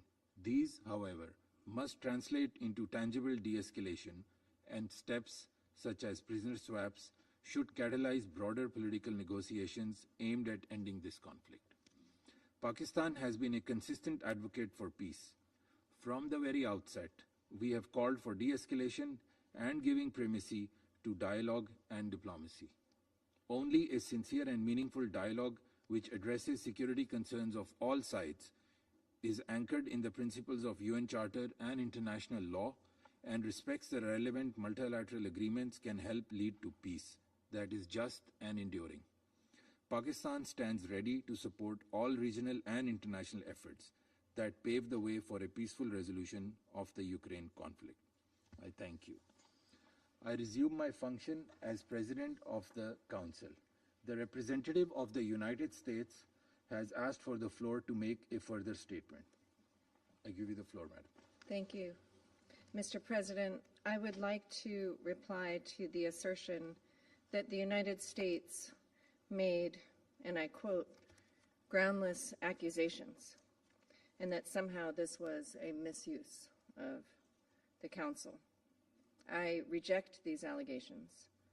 The United States has raised pertinent information, and in a case in point today, we noted that materials and components supplied by China are ending up in Russian weapons, weapons which Russia is using to strike Ukraine, killing Ukrainian civilians and destroying Ukrainian infrastructure.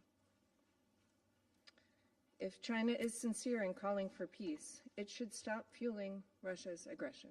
I thank you. I thank the representative of the United States for the statement, and the representative of China has asked for the floor now to make a further statement. I give you the floor, sir. Thank you, President. I'll be very brief. China on the issue of Ukraine has, our position has been repeated so many times. We are calling for ceasefire, and we're committed to promoting peace talks. China's efforts have been seen by all. For the U.S., I would like to say that there are so many hotspot conflicts and complex international situations. The international community needs cooperation and solidarity instead of diversion and confrontation. Thank you. I thank the representative of China for those further remarks. I now give the floor to the representative of Ukraine. Thank you, Mr. President. I wish to express Ukraine's sincere appreciation to the Presidency of Pakistan for convening today's meeting. We are also grateful to ASG Miroslav Yencha and ASG Joyce Msuya for their insightful briefings. Tragically, since the last meeting of the Security Council in June, the security situation in Ukraine has not improved. On the contrary, the Russian Federation has intensified its campaign of terror through relentless drone and missile strikes, deliberately targeting civilians across our country. This month, each massive attack by the Russian Federation on Ukrainian civilians and civilian infrastructure has broken previous records in the number of missiles, drones, and bombs used, resulting in further civilian casualties and destruction. Ukraine strives to ensure that the world hears the story of every life lost as a result of Russia's illegal, unprovoked, and unjustified war of aggression. Each life is irreplaceable, a profound loss that can never be undone. Allow me to share one of, unfortunately, many such stories. This month, in the village of Pravdane in Kherson region, a Russian drone strike claimed the life of the Metro, a boy just 1 year and 1 month old, as he stayed in his great-grandmother's home. The Russian military's use of FPV drones to kill people, children, has become increasingly widespread, a tactic that epitomizes the cruelty of this war of aggression. Russia's continued assault on civilians underscores the urgent need for sustained and increased international support to protect Ukraine's population. We are profoundly grateful to all partners providing air defense systems and other essential security assistance. We urge the continued and expanded supply of these vital capabilities, because for millions of Ukrainians, these systems are the difference between life and death. Enhanced military support to Ukraine is vital and is not designed to prolong the war, as the Russian side falsely claims, and will do so next week at this chamber. On the contrary, this assistance helps to stop Russia's war of aggression. If the aggressor state does not feel the consequences on its own territory, it will never stop its colonial war. Mr. President, while the Security Council meets every month and discusses the Russian Federation's war of aggression against Ukraine, Russia gradually continues its efforts to legitimize the temporary occupation of Ukrainian territories through the systematic militarization, indoctrination, and assimilation of Ukrainian children and youth. Under the guise of educational and so-called patriotic programs, Russia enforces a policy of Russification, implements its nationalist agenda, integrates local youth into its military structures, and cultivates loyalty to the Kremlin's regime, all while attempting to erase Ukrainian identity. A key component of this policy is the involvement of children and adolescents in paramilitary organizations. Through state-run movements such as Yun Armia, Young Army, and the Movement of the First, the Russian Federation is building a mobilization reserve to sustain its war of aggression not only against Ukraine, but also against what it labels the collective West and other perceived adversaries. These actions constitute clear violations of Russia's obligations as the occupying power under international humanitarian law, as well as international human rights law, including the Universal Declaration of Human Rights, the International Covenant on Economic, Social, and Cultural Rights, and the Convention on the Rights of the Child. Russia is exploiting education and leisure, spaces meant for development and growth, to indoctrinate and militarize children whose worldviews are still forming. They are being turned into tools of war propaganda within a system disturbingly reminiscent of North Korea. We call on the international community to confront these egregious violations and to hold the Russian Federation accountable for its systematic attempts to normalize war of aggression, temporary occupation of the territory of Ukraine, and the instrumentalization of children in its war efforts.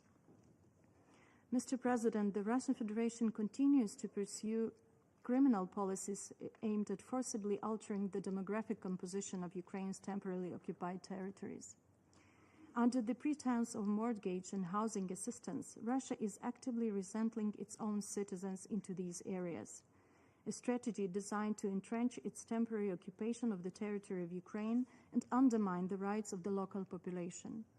Through a preferential mortgage program, the Kremlin has created favorable conditions for Russian citizens, including military personnel, educators, families with young children, and workers in the cultural and social sectors to purchase property in the temporarily occupied regions of Ukraine. This program is available exclusively to Russian citizens, effectively excluding Ukrainians and using housing as a coercive tool to pressure them into accepting so-called Russian passports. Furthermore, the Kremlin has drafted legislation setting out procedures for the administrative, that is, forced expulsion of so-called foreigners residing in the temporarily occupied by the Russian Federation territory of Ukraine who have not regularized their legal status under Russian law. In reality, this includes Ukrainian citizens who, through no fault of their own, remained in the temporarily occupied territory of Ukraine but refused to accept Russian citizenship. These individuals are now labeled disloyal and deemed a threat to the Russian occupation administration and are therefore subject to expulsion from their own country. These actions represent a flagrant violation of international humanitarian law. There must be no normalization of aggression through normalization of relations with the aggressor state, the Russian Federation, for as long as it continues to pursue imperialistic ambitions. And you have just witnessed how maniacal Russia is about Ukraine. Nor can there be normalization of Russia's perception as an influential power. Influence cannot be divorced from responsibility. As the renowned Ukrainian philosopher Grigory Skovoroda wrote back in the 18th century, I quote, "It is commendable not to be liked by bad people," end of quote. In the case of the Russian Federation, we say it is commendable not to be liked by a rotten state. Mr. President, it has been 136 days since the United States have put forward a proposal for a full and unconditional ceasefire. Ukraine has accepted it and has been consistently demonstrating readiness for diplomatic engagement. Ukraine has a clear political will. We remain open to any format that offers a path toward comprehensive, just, and lasting peace for Ukraine. By contrast, the Russian regime continues to show blatant contempt for diplomacy. It consistently rejects credible peace proposals and ignores repeated calls for a full and unconditional ceasefire. Russia could end this war at any moment. Instead, it chooses escalation, launching strikes on peaceful cities and intensifying offensive operations in pursuit of military advantage. Russia also uses peace efforts to spread in manipulative narratives. Following a recent negotiation round held in Istanbul on July 23, its representatives made misleading public claims regarding the initial list of abducted children submitted earlier by Ukraine. We must clarify these facts. This initial list of 339 names was submitted by Ukraine as a confidence-building measure. To date, Russia has provided fragmented responses, offering partial information on fewer than 1/5 of the children. There has been no response at all concerning over 200 children, including those from the Kherson orphanage. Russia mentioned children from the list allegedly returned. In fact, only 6 children were returned, 5 of whom are siblings. This was the result of a year-long humanitarian effort mediated by the State of Qatar, a process demonstrating the power of third-party engagement and not Russian goodwill. The Kremlin continues to expand its war of aggression against Ukraine, drawing others into its campaign of terror, including the use of North Korean troops and Iranian-manufactured weapons. We therefore call on the United States and the international community to intensify coordinated pressure on the regime in Moscow and its military-industrial complex, as well as on those around the world who support and enable Russia's war of aggression effort. The time for action is now, and there is no room for delay. Mr. President, the Russian Federation has been extensively and systematically using anti-personnel landmines as a method of warfare against Ukraine's security and defense forces. When Ukraine signed and ratified the Ottawa Convention, it did so in good faith, relying on security assurances provided by the parties to the Budapest Memorandum. It could not have foreseen that a signatory to that very memorandum, the Russian Federation, would later on launch a legal, unprovoked, and unjustified full-scale military invasion of Ukraine. As a result of Russia's widespread use of landmines, Ukraine has found itself in an unequal and unjust situation that severely constrains its inherent right to self-defense as guaranteed by Article 51 of the UN Charter. Accordingly, and in line with Article 62 of the Vienna Convention on the Law of Treaties, Ukraine has taken difficult but necessary decision to suspend the operation of the 1997 Ottawa Convention. Mr. President, as none of the sovereign and independent member states of the United Nations would, nor will Ukraine accept the temporary occupation by the Russian Federation of any part of its sovereign territory. Ukraine seeks a comprehensive, just and lasting peace, one rooted in the principles of the United Charter and backed by credible, binding, and long-term security guarantees. A full, immediate, unconditional, and comprehensive ceasefire for at least 30 days remains a critical first step. It is the foundation for halting the war of aggression, restoring confidence, and enabling meaningful negotiations. At the last meeting in Istanbul, Ukraine clearly advocated for such a ceasefire. We also emphasized the importance of a high-level summit between leaders to lay the groundwork for a durable and comprehensive peace. Ukraine stands ready to convene such summit meeting till the end of August. The Security Council has a critical role to play at this juncture by expressing its unequivocal position on the urgent need to terminate hostilities as the first step towards comprehensive, just, and lasting peace for Ukraine on the basis of the UN Charter. In this context, we reiterate our call to the Council to adopt without delay a resolution demanding an immediate, full, and unconditional ceasefire. Ukraine strongly encourages all members of the Council to support and engage in moving forward this crucial initiative, thereby demonstrating a credible commitment to ending the war of aggression started by the Russian Federation. Thank you.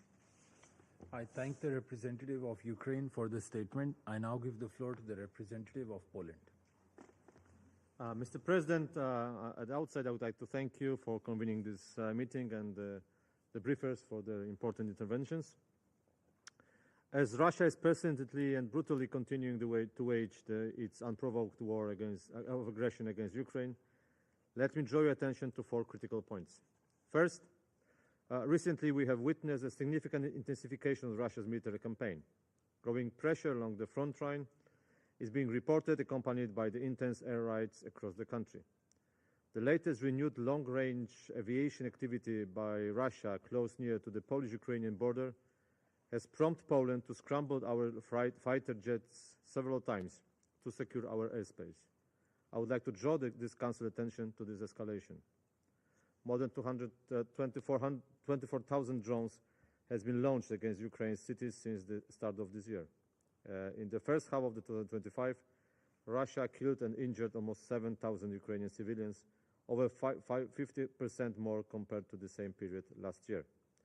By the beginning of July, Russia has reportedly enlisted over 700,000 servicemen to the war, a new grim record. Second, we commend the recent announcement by the US President Donald Trump, who continues his efforts to bring Russia to the negotiation table and engage in good faith negotiations.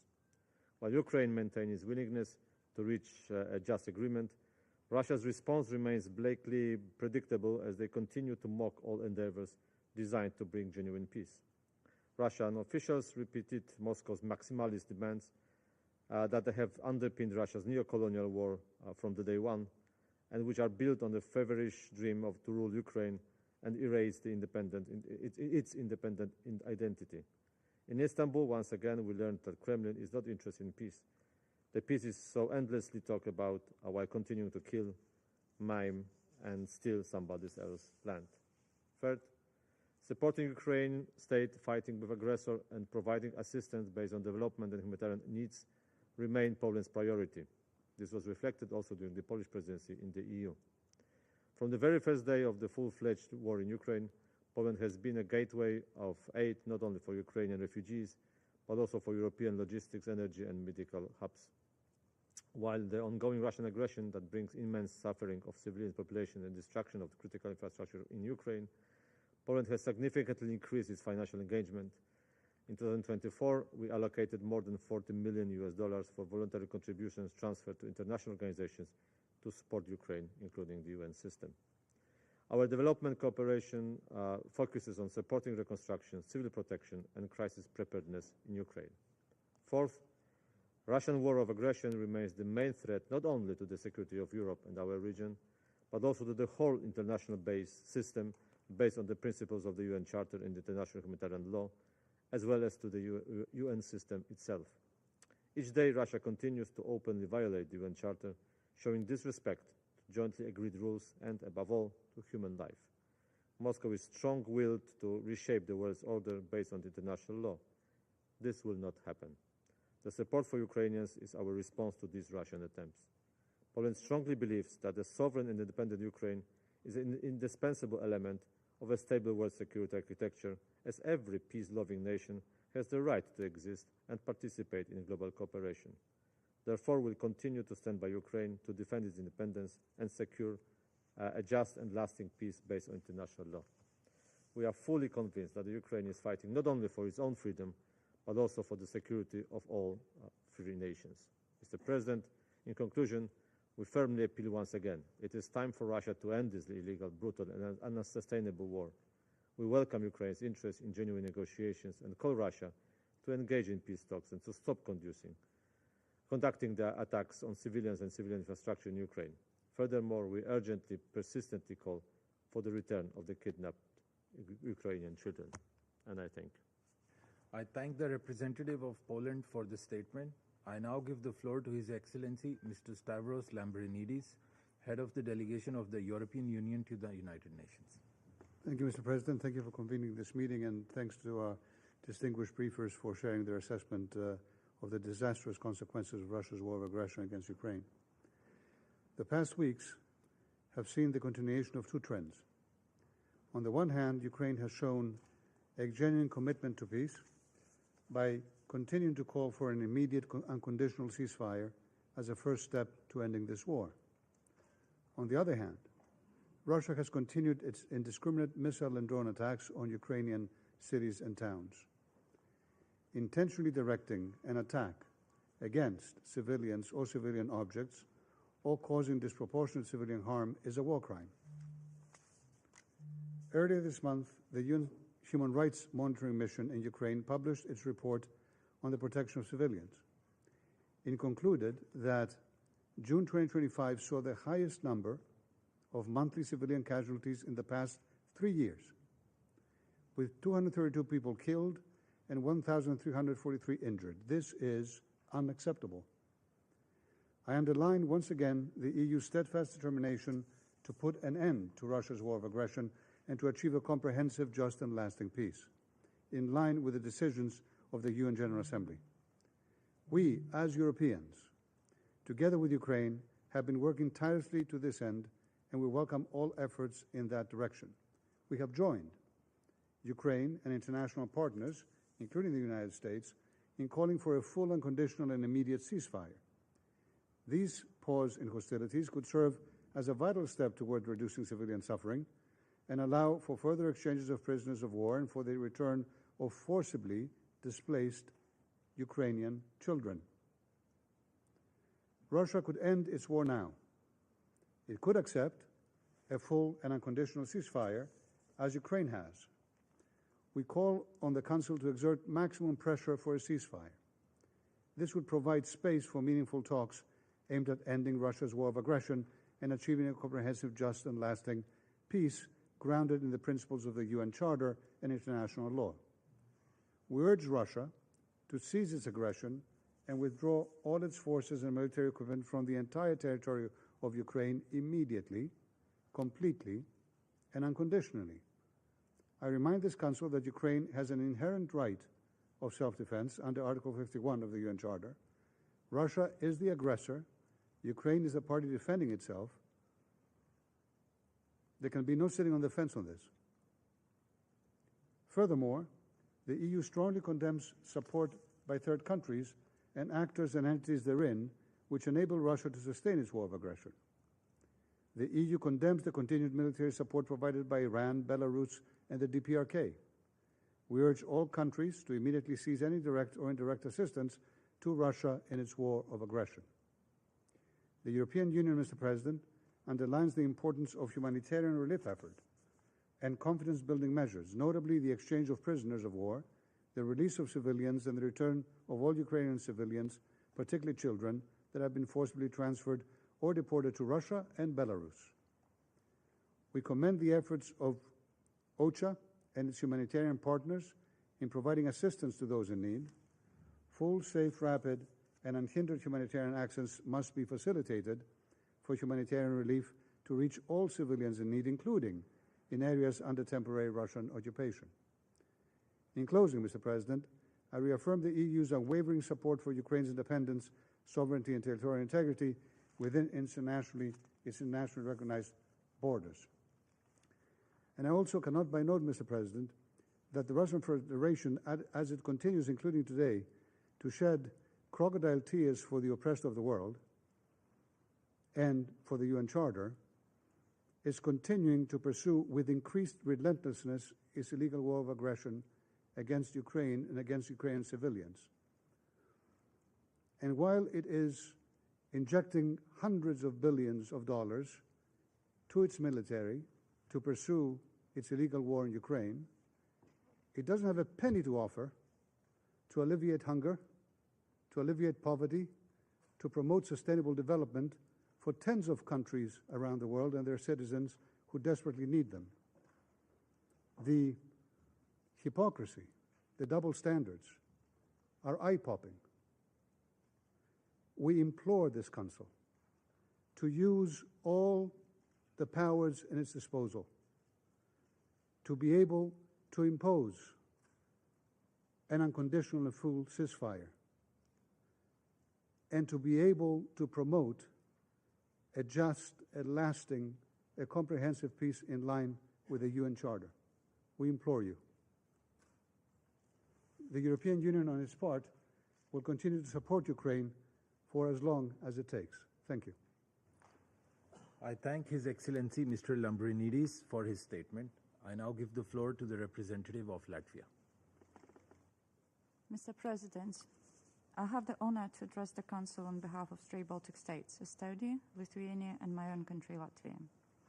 And we thank the Presidency of the Council for convening this meeting, and we commend ASG Yencha and ASG Msuya for their comprehensive briefings and continued efforts. The UN plays a vital role in Ukraine, delivering life-saving humanitarian aid to those in need and ensuring that the facts of the war are documented with accuracy and impartiality, upholding the principles of human dignity and international accountability. Today, I would like to highlight three key messages. First, Russia's war causes immense civilian suffering and constitutes a flagrant breach of international law. Russia's full-scale invasion of Ukraine that has been going on for almost 3.5 years and continues to inflict widespread humanitarian devastation. Over the past weeks, Russia has further intensified its drone and missile attacks, systematically targeting civilians and civilian infrastructure, including hospitals, power grids, and schools. Many innocent lives have been lost. And these are not isolated cases. They represent a calculated campaign of terror and destruction. International humanitarian law is being ignored. The Security Council must not look away. And the international community must go beyond statements. We must act decisively to safeguard civilians and bring perpetrators to justice. Baltic states commend Ukraine's humanitarian coordination and resilience under this barrage of fire. We also welcome the results of the Fourth Ukraine Recovery Conference that took place in Rome on 10 and 11 July 2025. It showed mobilized further international support and investment for Ukraine's reconstruction, reform, and modernization. Second, the path to peace must begin with Russia ceasing its war. We note the Ukraine-Russia meeting held on Wednesday in Istanbul upon the initiative of President Zelensky. Russia's usual pattern of response, yet again another record-scale indiscriminate attacks on Ukrainian cities, reveals its true intentions: escalation, not peace. No one wants an end to this war and civilian suffering more than the Ukrainians. Hence, we call on for the international support to a full, unconditional ceasefire, to which Ukraine has already committed, as the first step towards real negotiations. And so far, Russia has been utterly insincere in its offers of a ceasefire, showing that it fears peace more than war. It is up to Russia now to demonstrate genuine readiness to engage to end the war. Finally, a just peace in Ukraine must be based on the UN Charter and international law. Russia's illegal war against Ukraine is a frontal assault on the principles of the UN Charter. Russia's attempt to invoke root causes buys into the false historical narrative and tries to justify Russia's imperial ambitions and idea of multipolar instead of multilateral world. And the Baltic states reaffirm our full support to Ukraine's independence, sovereignty, and territorial integrity within its internationally recognized borders. And we will never recognize Ukraine's occupation, neither de jure nor de facto. Mr. President, Russia's war of aggression against Ukraine is not a regional issue. Its consequences extend far beyond